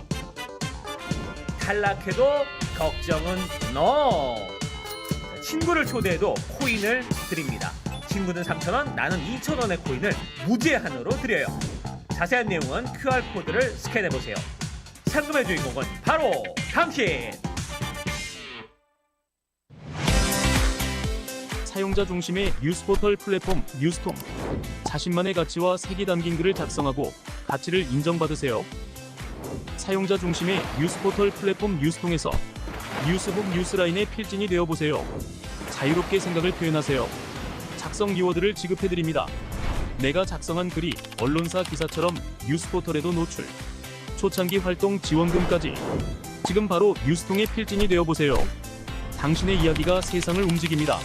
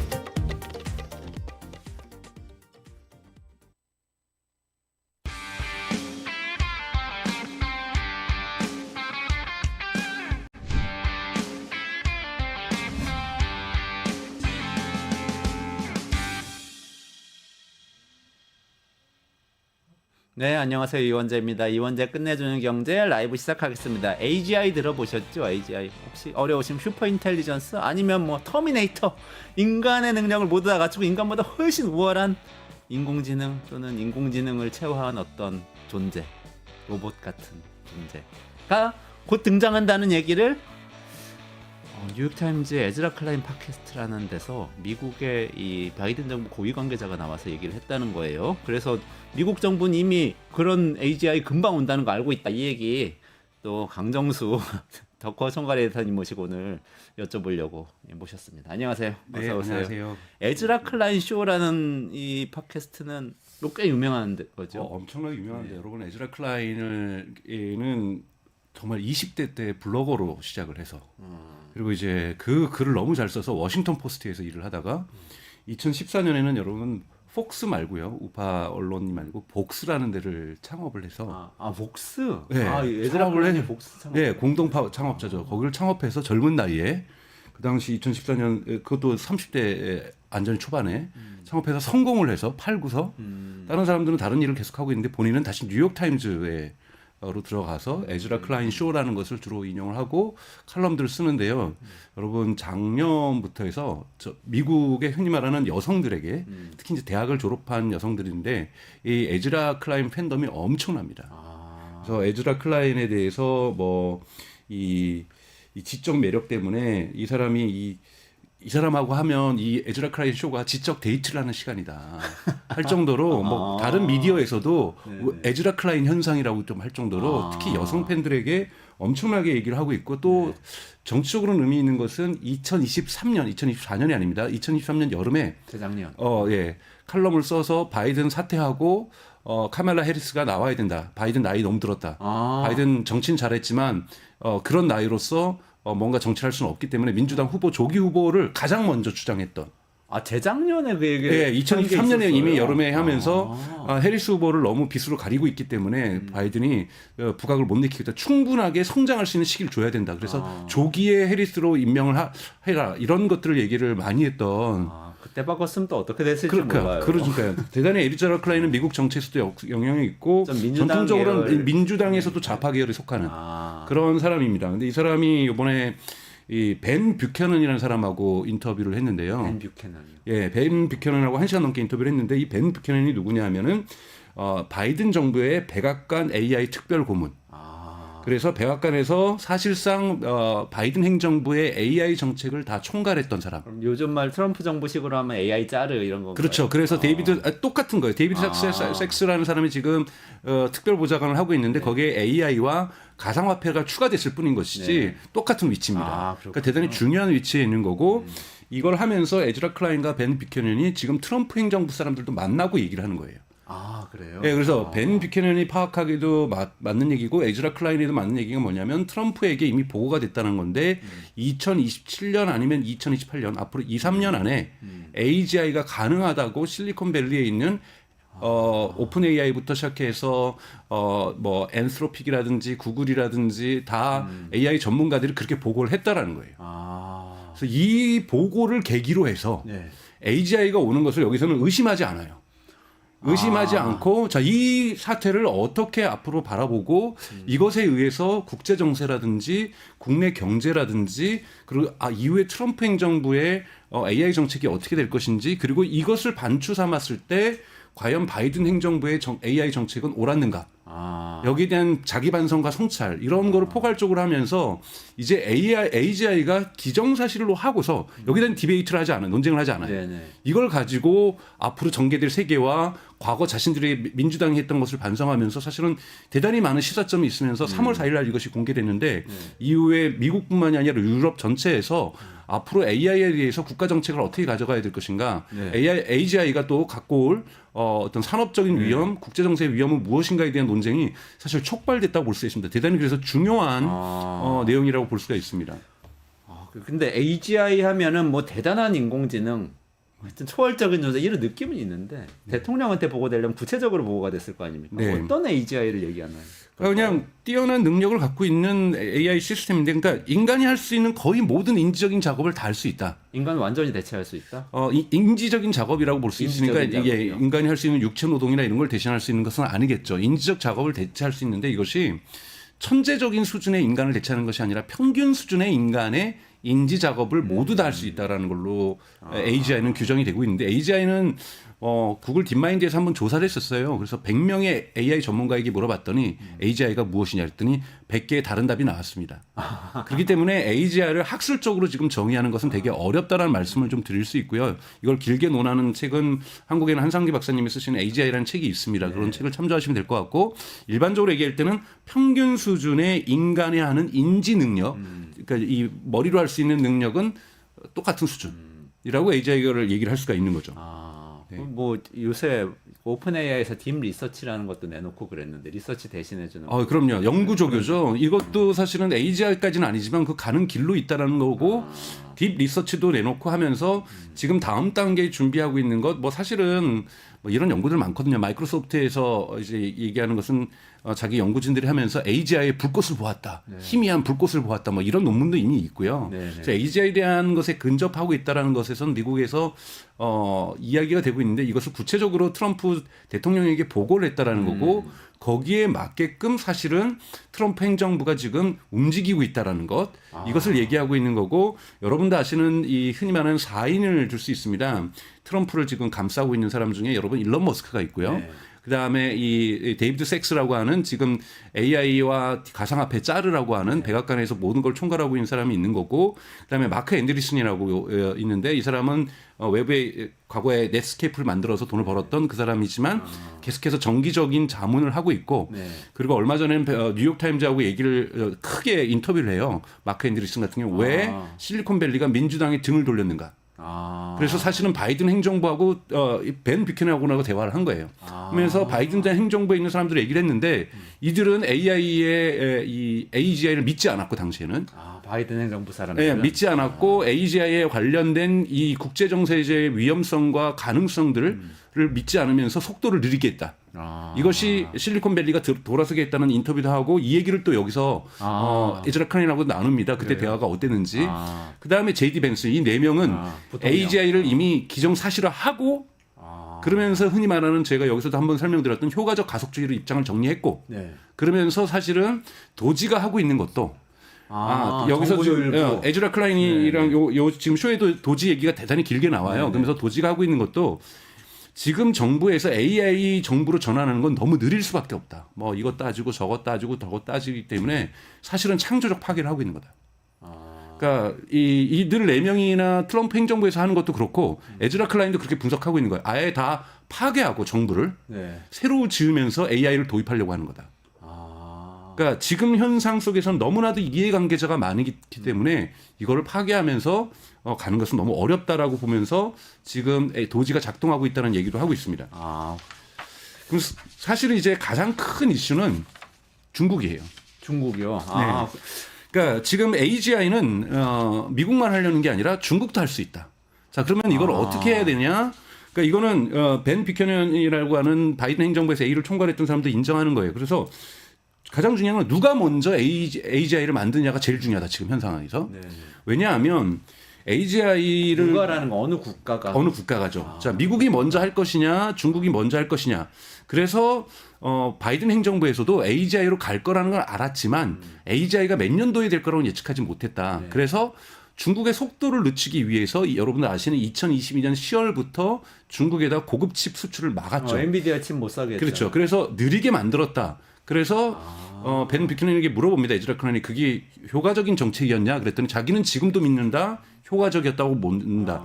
느리게 만들었지 않느냐? 그랬더니 팁시크는 뭐냐라고 이제 에즈라 클라인이 물어보는 거죠. 네. 그랬더니 그러한 상황 속에서도 그들이 효율적인 걸 만들었다. 그래서 앞으로는 AI 발전에는 투 트랙이 생겼다. 하나는 그냥 큰 풍부한 컴퓨팅 파워를 쓰면서 비효율적이라도 빨리 가서 성능을 증대시키려는 하나의 길이 생겼고 효율적으로 가는 길이 생겼는데 이것까지 우리가 어떻게 막았겠냐. 하지만 느리게 만들지 않았냐라는 조금 궤변 아닌 궤변을 쓰고 있어요.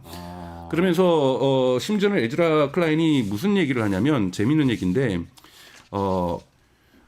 망가지지 않게 위해서 너무 느리게 움직이는 것보다 망가지고 나서 고치는 게 더 낫다. 그래요? 이 얘기에 동의하시느냐. 그랬더니 부분적으로 동의한다라는 거예요. 너무 자기가 안전과 기회의 균형을 잡으려고 하다 보니 조금 그러니까 미국의 AI 기술 발전 속도를 늦추게 하는 면이 없지 않아 있다라는 비판에 대해서 어떻게 생각하느냐. 에즈라 클라인이 물어보니 뷰캐넌이 자기가 늦췄다고 생각하지는 않지만 이러한 안전과 기회의 균형을 맞추려고 했던 부분들이 없지 않아 있었던 것. 바이든 정부 정책을 지금 반성하는 거예요? 네. 그러면서 자기는 어떤 생각을 하냐면 안전하게 해주는 것이 훨씬 더 빠르게 갈 수 있다고 생각했다라는 거예요. 철도의 도입 역사를 얘기해요. 철도가 사고가 많았는데 정부가 나서서 브레이크 시스템에 대한 규제를 만들고 뭐 이런 거를 했더니 사람들이 철도가 좀 더 안전하다고 믿으면서 사람들이 더욱더 많이 타면서 철도가 대중화됐고 기술이 발전했다. 모든 건 그런 건 아니지만 그것처럼 조금 더 AI에 대한 불안감들이 국민들의 정서가 크니 불안감을 없애주면 훨씬 더 AI에 대한 수용성이 높아질 거라고 자기는 생각한다. 라고 얘기를 하는 거예요. 뭐 이 말 자체는 틀린 건 아니죠. AI에 대한 불안감이 있죠. 이것이 일자리를 대체한다 뭐 이런 것이 있으니 안전하게 하자라고 하는 것들을 우리가 정부가 만들어주면 훨씬 AI가 더욱더 좋게 발전할 거라고 이 사람은 믿었던 거고 그런데 또 하나 중국하고의 경쟁에서 그럼 중국을 그렇게 느리게 하고 우리도 느리게 했냐. 이러면서 이제 에즈라 클라인하고 이제 논쟁적인 얘기들을 하는 거죠. 그러면서 이제 중요한 것은 중국보다 빨리 가는 것에 대해서 동의하냐 그랬더니 이 사람이 동의하는 건 뭐냐면 자기는 벤 뷰캐넌은 중국은 뼛속까지 독재주의 국가라는 거예요.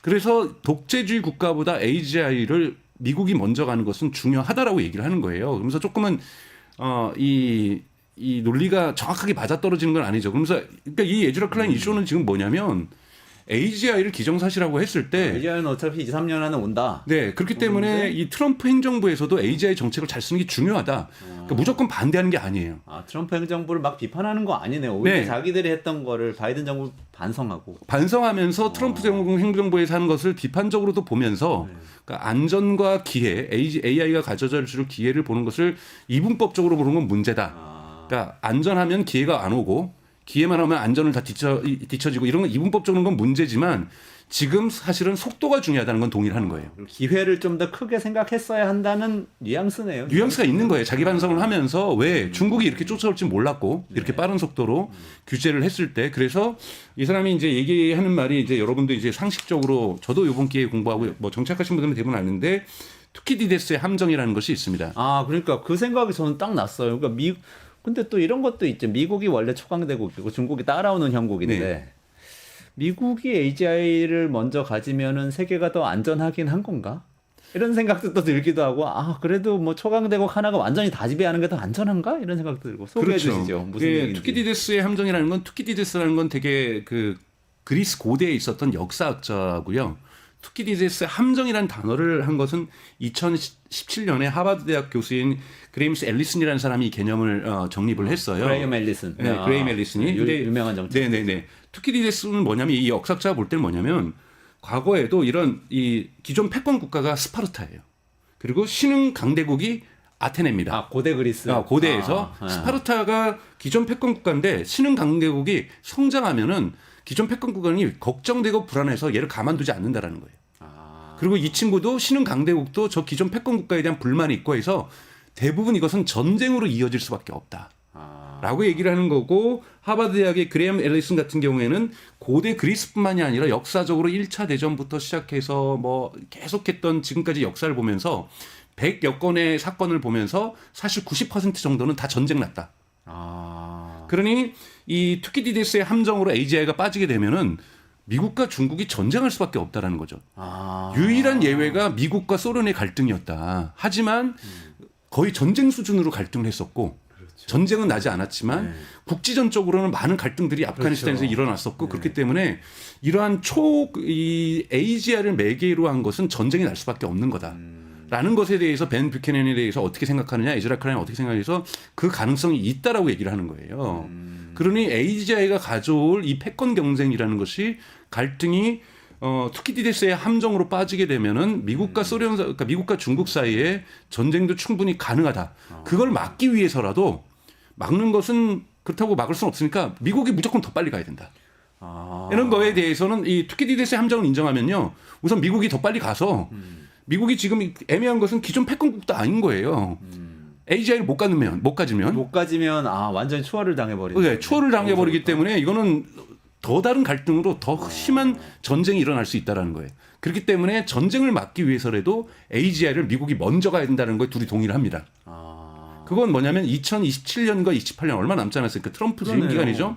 여러분 2년밖에 안 남았습니다. 또는 길게 봐서 3년 안에는 AGI가 탄생한다라는 거고 미국은 이걸 위해서 가속주의로 달려갈 수밖에 없는 구조에 있다.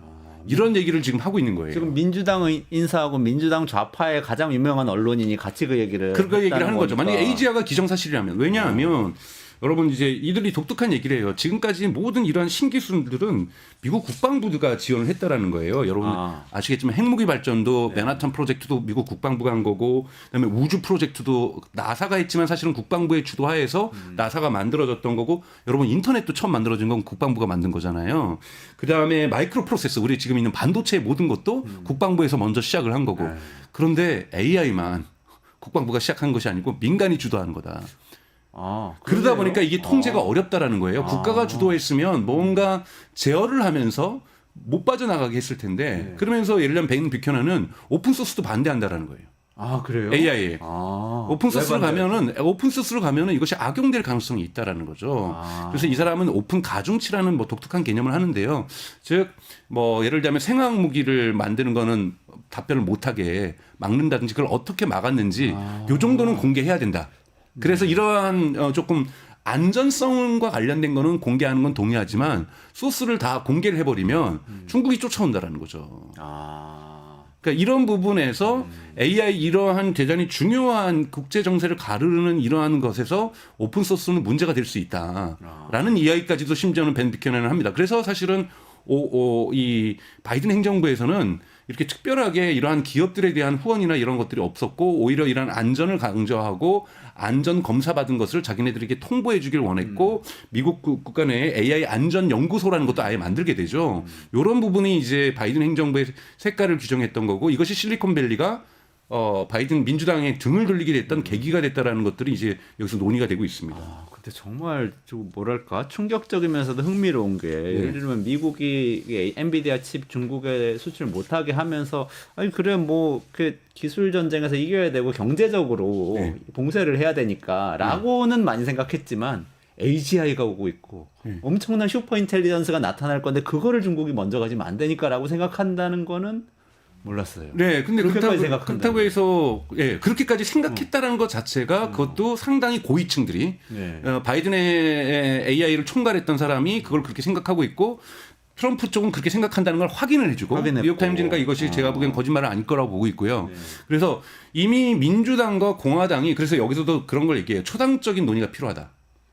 그래서 이거는 민주당과 공화당의 어떤 정책 색깔의 문제가 아니라 초당적으로 AGI 시대가 온다라는 것. AGI 시대가 온다. 그렇기 위해서 그러면 사실은 대단히 달라진 것은 그러면서 가장 두려워하는 것은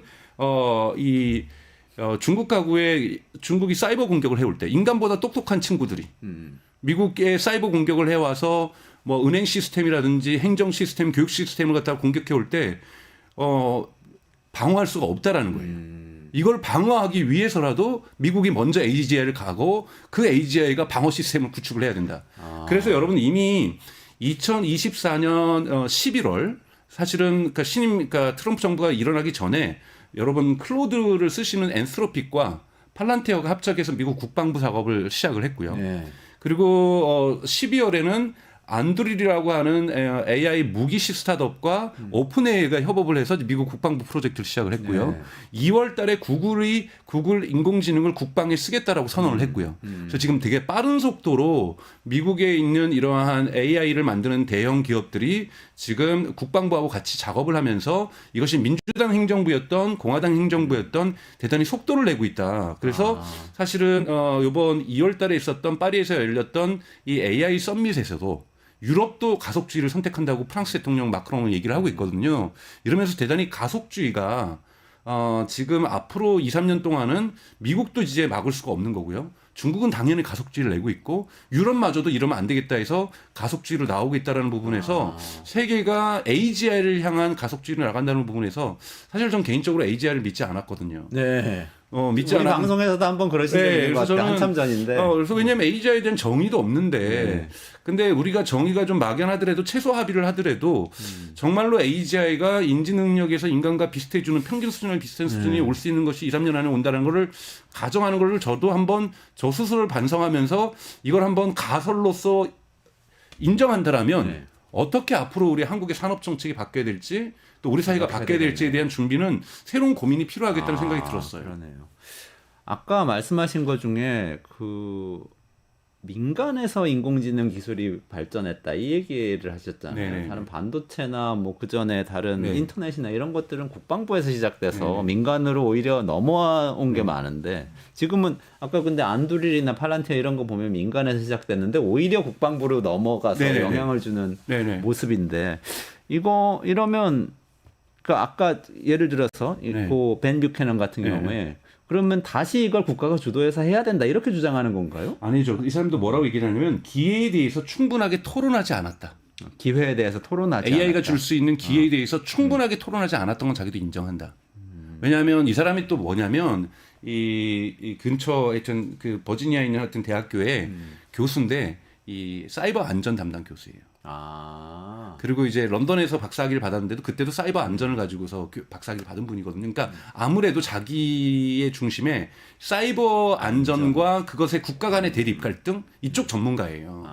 그러다 보니까 AI에 대해서 안전을 조금 더 강조했던 것 이걸 가지고 바이든 대통령하고 대화를 많이 했다라는 거예요. 안전을 해주는 것이 더욱더 빨리 발전할 수 있는 길이라고 믿는 거죠. 그러니까 AI가 발전하는 것을 반대하는 건 아니에요. 안전을 규정을 정부가 좀 가이드라인을 만들어주면 훨씬 더 빨리 AI가 대중화될 거다. 민간 주도로 해야 된다는 거는 인정을 하고 인정을 하고 정부가 이렇게 안전 부분에서 가이드라인을 만들어주면 훨씬 더 빨리 발전하지 않겠느냐고 얘기를 생각을 했던 거고 다만 우리가 생각했던 건 대중국 정책이었고 정말 민주당은 시진핑을 싫어했으니까요. 그래서 이 칩을 수출을 반대했던 거죠. 근데 여기에 대한 논쟁도 요즘 많아요. 포린 폴리시라든지 포린 어페어라든지 미국의 이쪽 언론들 보면은 반도체 수출은 그러니까 중국을 도와준 거라고 보고 있어요. 오히려 흔히 말하는 이 소부장이라든지 그 반도체를 만들 수 있는 이 기술을 갖고 있는 ASML이라든지 공장 기술 이거를 더 강력하게 막았어야 되고 중국이 반도체 칩을 계속해서 TSMC에 의존하게 해야 됐다. 근데 중국에게 자꾸 독립해라고 메시지를 준 거다. 원래 독립하려고 하고 있었던 중국에게 스스로 만들어버리게 된다는 거죠. 그렇죠. 수출 스스로 안 만들으라고 하니까. 압박을 너무 줬다라는 거예요. 그러면서 중국이 하웨이 칩을 지금 50%까지 끌어올릴 수 있을 정도로 결과를 준 거는 이거는 미국의 민주당 정부의 잘못이라고 이야기를 하고 있는 거예요.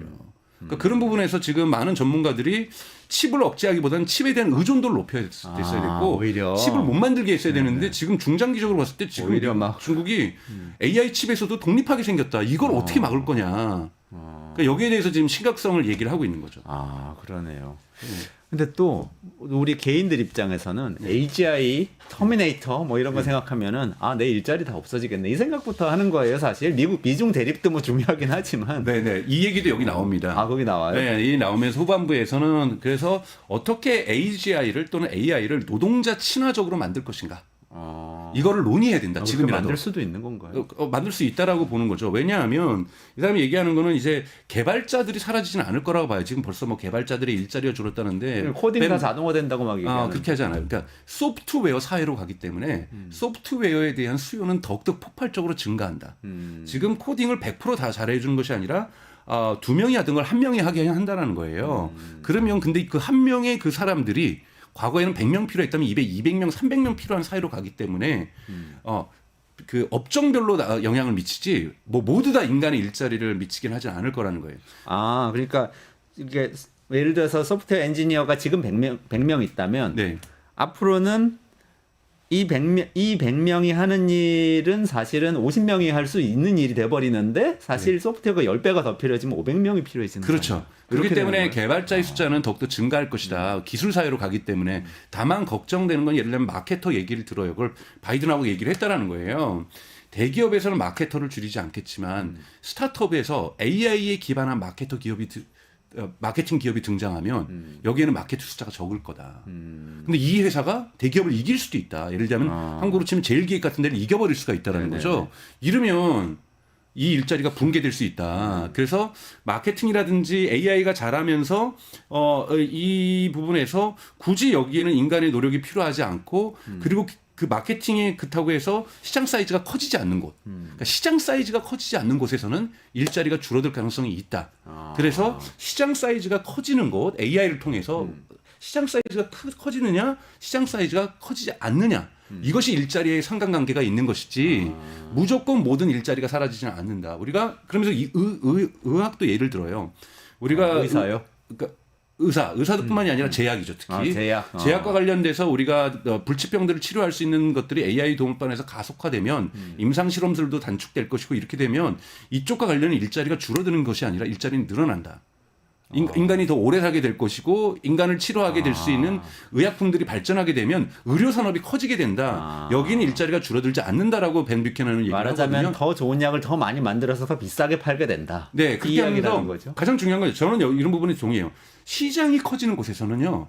일자리가 100% 사라지지 않습니다. 일자리가 증가할 가능성이 높다라고 지금 얘기를 하고 있는 거고 이걸 에즈라 클라인도 동의를 합니다. 이런 논의를 하면서 하지만 시장이 그대로 있거나 축소되는 경우 여기에 AI가 들어갈 경우에는 일자리가 사라질 가능성이 있는 거죠. 근데 예를 들면 이게 박사님 잘 하시는 얘기니까 자동차를 예를 들면요. 자동차 완전히 자율주행화되면 운전사 일자리는 그래도 없어지는 거 아닙니까? 그건 없어지죠. 시장이 그건 시장이 안 커지는 쪽으로. 그러니까 그건 이제 건가요? 논쟁이 있어요. 그러니까 자율주행이 될 경우에 사람들이 대중교통을 많이 이용하고 자기 자가용을 안 사게 될 가능성이 높다라는 거예요. 궁극적으로 사실 일론 머스크도 그 얘기 하거든요. 자가용 자체가 사라지는 사회로 갈 거다. 언제든지 내가 탈 수 있는 차들이 택시처럼 존재하는데 그 비용이 대중교통 비용이면 누가 차를 사겠느냐. 그리고 주차를 해놓는다는 게 가장 아까운 인간이 하는 것 중에 그 사람이 가장 아까운 거는 자동차 타는 시간보다 주차하는 시간이 10배 더 큰데 맞아요. 20배 더 크고 30배 더 큰데 주차를 해놓는다는 것 자체가 사치다 이거는. 그렇기 때문에 차를 소유하는 사람이 줄어들게 될 것이다 라고 주장하기 때문에 자동차 시장은 궁극적으로 줄어들 것이라고 보는 것이 일론 머스크의 생각이에요. 그렇기 때문에 이거는 근데 아직 뭐 누가 맞다 틀리다고 얘기할 수는 없는 거거든. 그럼에도 불구하고 자가용을 자기 차를 갖고 싶은 사람이 존재할 거기 때문에 이 부분은 아직까지 명확하게 하지만 근데 우리가 기준을 명확하게 이번에 만들어 볼 수 있는 거죠. 시장이 성장하느냐 AI 때문에 AI 때문에 시장이 축소되느냐 이거에 따라서 일자리는 불균등하게 올 거라는 거예요. 그렇기 때문에 이 불균등하게 올 일자리들 중에서 특히 불이익을 당할 일자리를 먼저 우리가 좀 찾아내고 여기에 대해서 여기서 뭐라고 얘기를 하냐면 이걸 바이든하고도 얘기를 했던 것 재교육이 필요하다. 전 국가에서 네. 전면적인 재교육 시스템에 대한 도입이 필요하는데 바이든이 재밌는 얘기를 하는데 네. 이거는 내가 할 수 있는 재임 기간에 할 수 있는 일이 아니다. 바이든 대통령이 그랬대요. 네, 왜냐하면 이미 막판에 얘기를 했는데 이미 트럼프가 당선된 거예요. 어차피 내가 할 일이 아니고 의회가 할 일이고 다음 정부가 할 일이다. 근데 논의해야 될 것은 반드시 해야 될 건 좀 뭐냐? 놔버리셨구나. 놔버린 거예요. 다음 정부가 해야 될 건 뭐냐면 국민들의 노동시장 재편에 대해서 미리 예측하고 네. 국민 재교육에 대한 광범위한 논의가 필요하다. 그래서 그건 또 바이든이 기본소득은 또 반대하는 이야기가 나와요. 아, 기본소득제 얘기 나와요. 예, 기본소득도 반대하는 게 뭐냐면 인간은 일을 하면서 뭔가 보람을 느끼고 만족감을 느낀다. 그렇기 때문에 일자리를 원하는 사람들에게는 일자리를 줘야 되는 것이 또 국가의 책무다. 이게 우선이지 소득을 어떻게 배분할 것인가는 두 번째 문제다. 그래서 먼저 해야 될 것은 일자리를 계속 유지하고 확대하기 위한 재교육을 어떻게 국가가 책임질 것인가.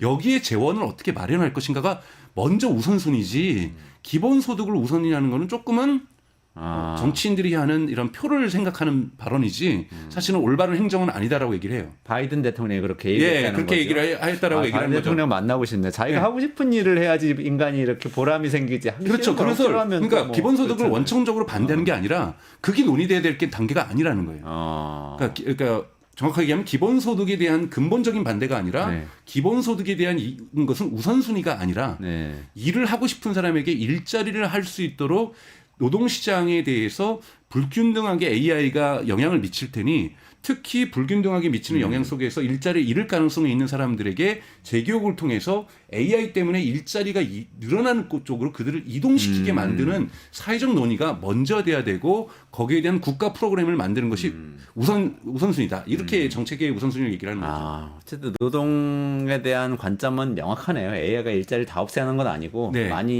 그래도 네. 많이 유지하거나 오히려 늘어날 수도 있지만 지금 있는 사람들이 옮겨가야 되기 때문에. 네, 그래서 이게 1시간짜리가 넘는 건데 어허. 텍스트로도 다 나왔거든요. 네네. 그러니까 영어로도 다 냈는데 다 요즘 저도 딥L로 번역해서 봤습니다. 정말 이게 들으신 건 아니고. 네네 24장짜리인데 아. 정말로 제가 보기엔 꼼꼼하게 저희 정치권에서 사회에서 AI와 관련돼서 고민할 바들을 다 적어냈기 때문에 저는 이거는 정치인들에겐 필독서로 네네네. 추천을 꼭 하고 싶습니다. 저는. 근데 그러면 네. 지금 어쨌든 AI는 독점 이슈가 그래도 있잖아요. 네. 그리고 민간에 맡긴다고 그러면은 뭐 구글이든지 오픈 AI든지 이런 독점 기업이 나중에 다 지배하게 되는 거 아니에요? 그런 얘기는 혹시 없나요? 그렇게 얘기하지는 않고요. 그러니까 우선은 여기는 지금 중국하고의 대결이 더 중요한 거고 물론 이제 더욱더 왼쪽에 있는 표현이 더욱더 왼쪽에 있는 리나칸이 사실은 최근에 저도 그거는 읽고 공정거래위원회. 예, 공정거래위원회가 또 이 AI와 관련해서 딥시크 이후에 뉴욕타임즈에 사설을 썼어요. 오피니언 안에다가. 그래서 리나칸이 이제 리나칸. 걱정하면서 리나칸 지금 그만뒀나요? 네, 그만뒀고 사임했죠. 그 바이든 정부에서 공정거래위원회 위원회 하고 사실 임기가 조금 남았는데 네. 자기가 트럼프랑 걸림돌 내기 싫다. 그래서 그래서 트럼프 취임에 맞춰서 사임을 했습니다. 아직 30대죠? 네, 아주 30대 아주 근데 정치할 것 같아. 근데 리나칸은 여러분 아시는 것처럼 이제 이 빅테크들에 대해서 아주 비판적이었잖아요. 하면서 AI와 관련해서도 사실은 좀 리나칸은 논쟁을 좀 일으켰어요. 딥시크 봐라.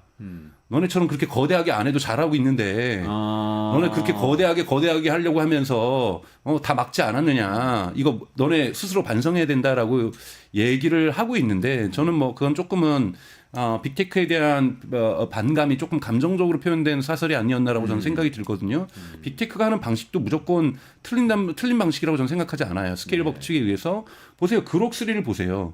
1년 반 만에 테슬라의 AI. 테슬라의 AI, XAI에서 만든 1년 반 만에 엔비디아의 GPU H100, H200 220만 개를 였더니 진짜 쫓아왔잖아요. 너무 놀라웠어요. 네네, 이것도 놀라운 거거든요. 그 엔지니어들 같이 앉아서 발표한 거죠. 네네. 그러면 그것도 앞으로 그러면 1년 반 만에는 더 좋은 거 만들 수 있고 이것이 AGI 될 수 있는 거거든요. 그런 부분에서 무조건 빅테크의 방법이 무조건 틀렸다.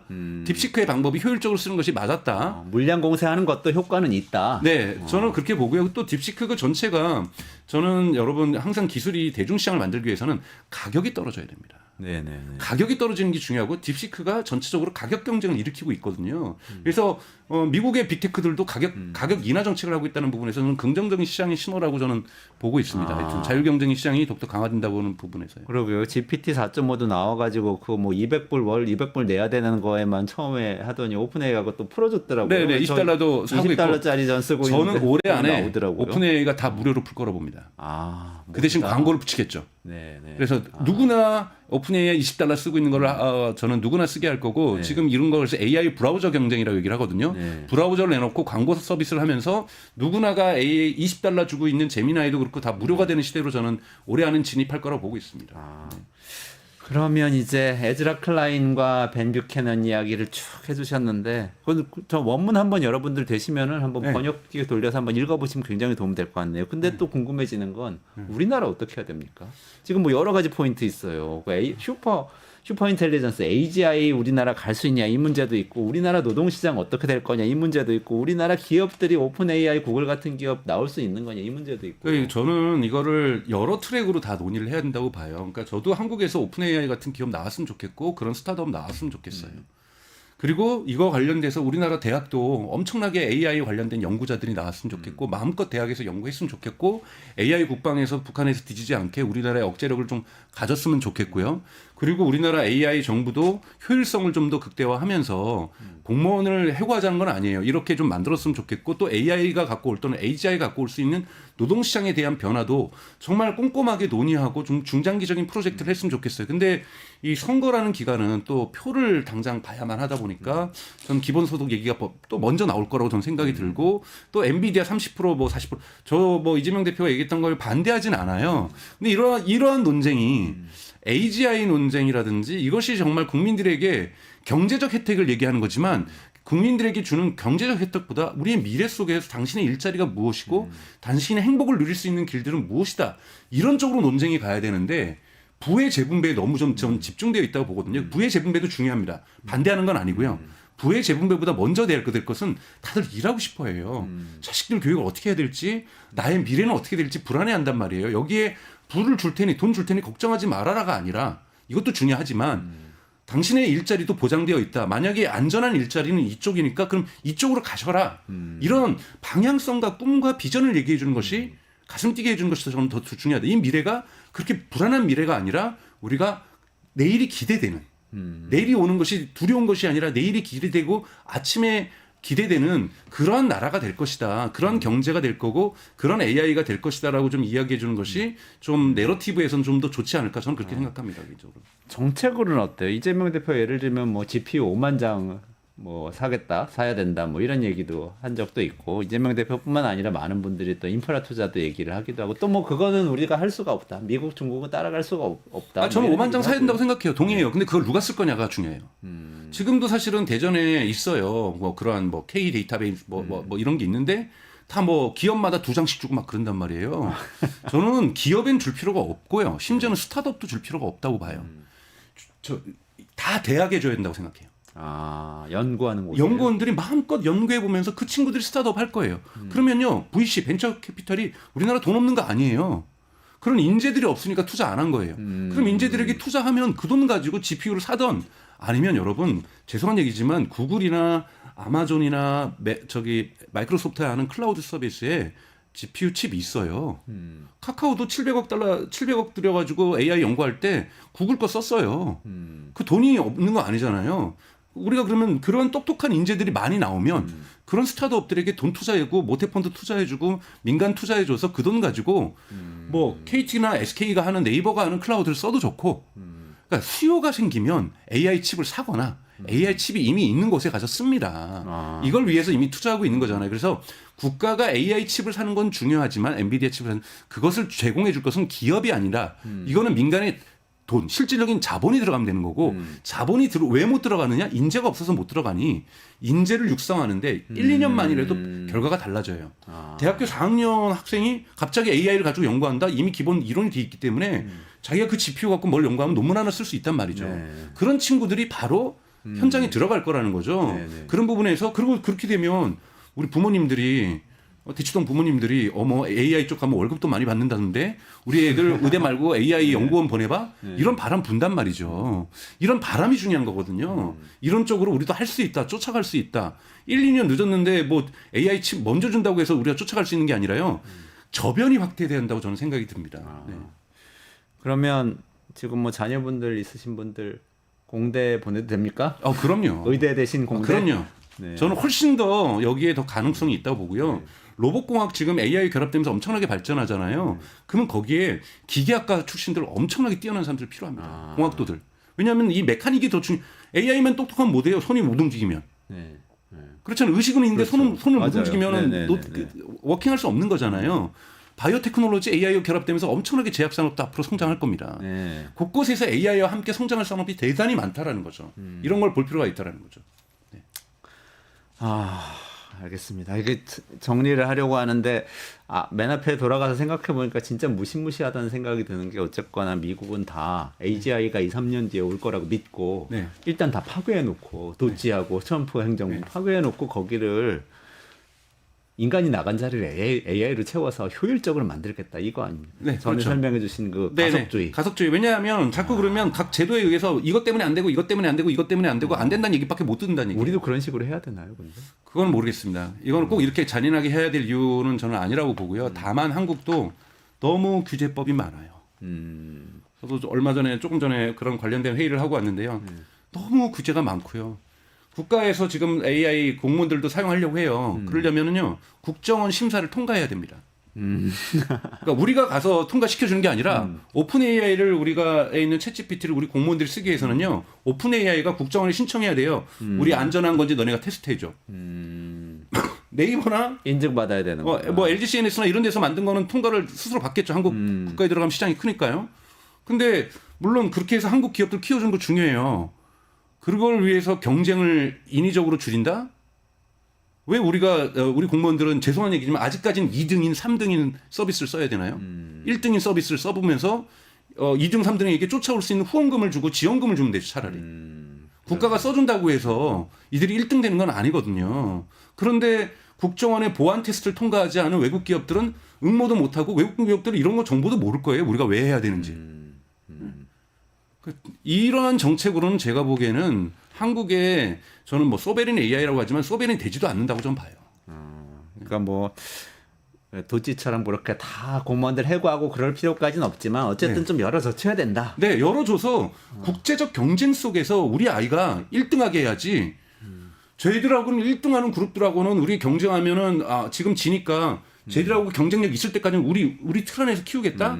이러한 식으로 AI는 발전하지 않는다라는 거예요. 강정수 박사님 예전에 그 얼마 전에 그 AI 이타주의, 이타적 이렇게 효과적 이타주의, 효과적 가속주의. 그거 구분해서 철학적으로 네. 딱 정리해 주셨는데 네. 점점 가속주의에 마음이 가시는 것 같아요. 에즈라 클라인도 그런 톤이었던 거죠. 그런 톤은 아닌데 인정할 건 인정할 거. 왜냐하면 이게 왜 입장이 달라지면 AGI가 막을 수 없는 거라고 현실적으로 인정할 경우. 그러니까요. 네. 그러니까 제가 지금 이 글을 읽으면서 이 팟캐스트의 글들을 읽으면서 놀랬던 거는 AGI를 기본으로 깔고 가는 거예요. 저는 한 번도 AGI를 기본으로 깔고서 저는 생각을 해본 적이 지금까지 없었거든요. 죄송한 얘기지만. 근데 이렇게 깔고 가면 이건 또 달라지는 거거든요. 그렇군요. 그래서 이건 되게 큰 뉴욕타임즈의 큰 사건이었다고 큰 사건이네요. 네. 잘 새겨보면서 준비를 해야 되겠습니다. 오늘 네. 여기까지 좀 진행해야 될 것 같은데요. 네. 오늘 정말 5시, 오후 5시 끝장 뉴스에서는 윤석열 씨 구속 취소와 이에 따른 논란, 법기술적인 부분을 아주 세밀하게 말씀을 드렸는데 5시 45분 끝내주는 경제에서는 또 미국 정부는 AGI, 슈퍼인텔리전스가 2, 3년 안에 온다는 가정하에 모든 정책을 펼치고 있다. 에즈라 클라인 쇼를 소개를 해드렸어요. 둘 다 너무 둘 다 놀라운데 둘 다 너무 차이가 있는 하나는 미래를 향해서 엄청 빨리 가고 하나는 우리는 또 과거에서 이렇게 딱 묶여 있고 이래서 참 착잡합니다. 강 박사님이 좀 많이 얘기해가지고 좀 바뀌게 도와주시면 좋겠습니다. 네, 이원재 끝내주는 경제 여기서 마무리할 텐데요. 네, 월요일 오후 5시 45분에 다시 시작합니다. 그래서 주말은 다시 보기 보시고 월요일 오후 5시에 끝장 뉴스, 오후 5시 45분에 이원재 끝내주는 경제, 두 가지 다 뉴스토마토 채널에서 라이브로 시청해 주시길 부탁드리면서 오늘은 강정수 박사님하고 같이 여기서 인사드리고 물러가도록 하겠습니다. 고맙습니다. 고맙습니다.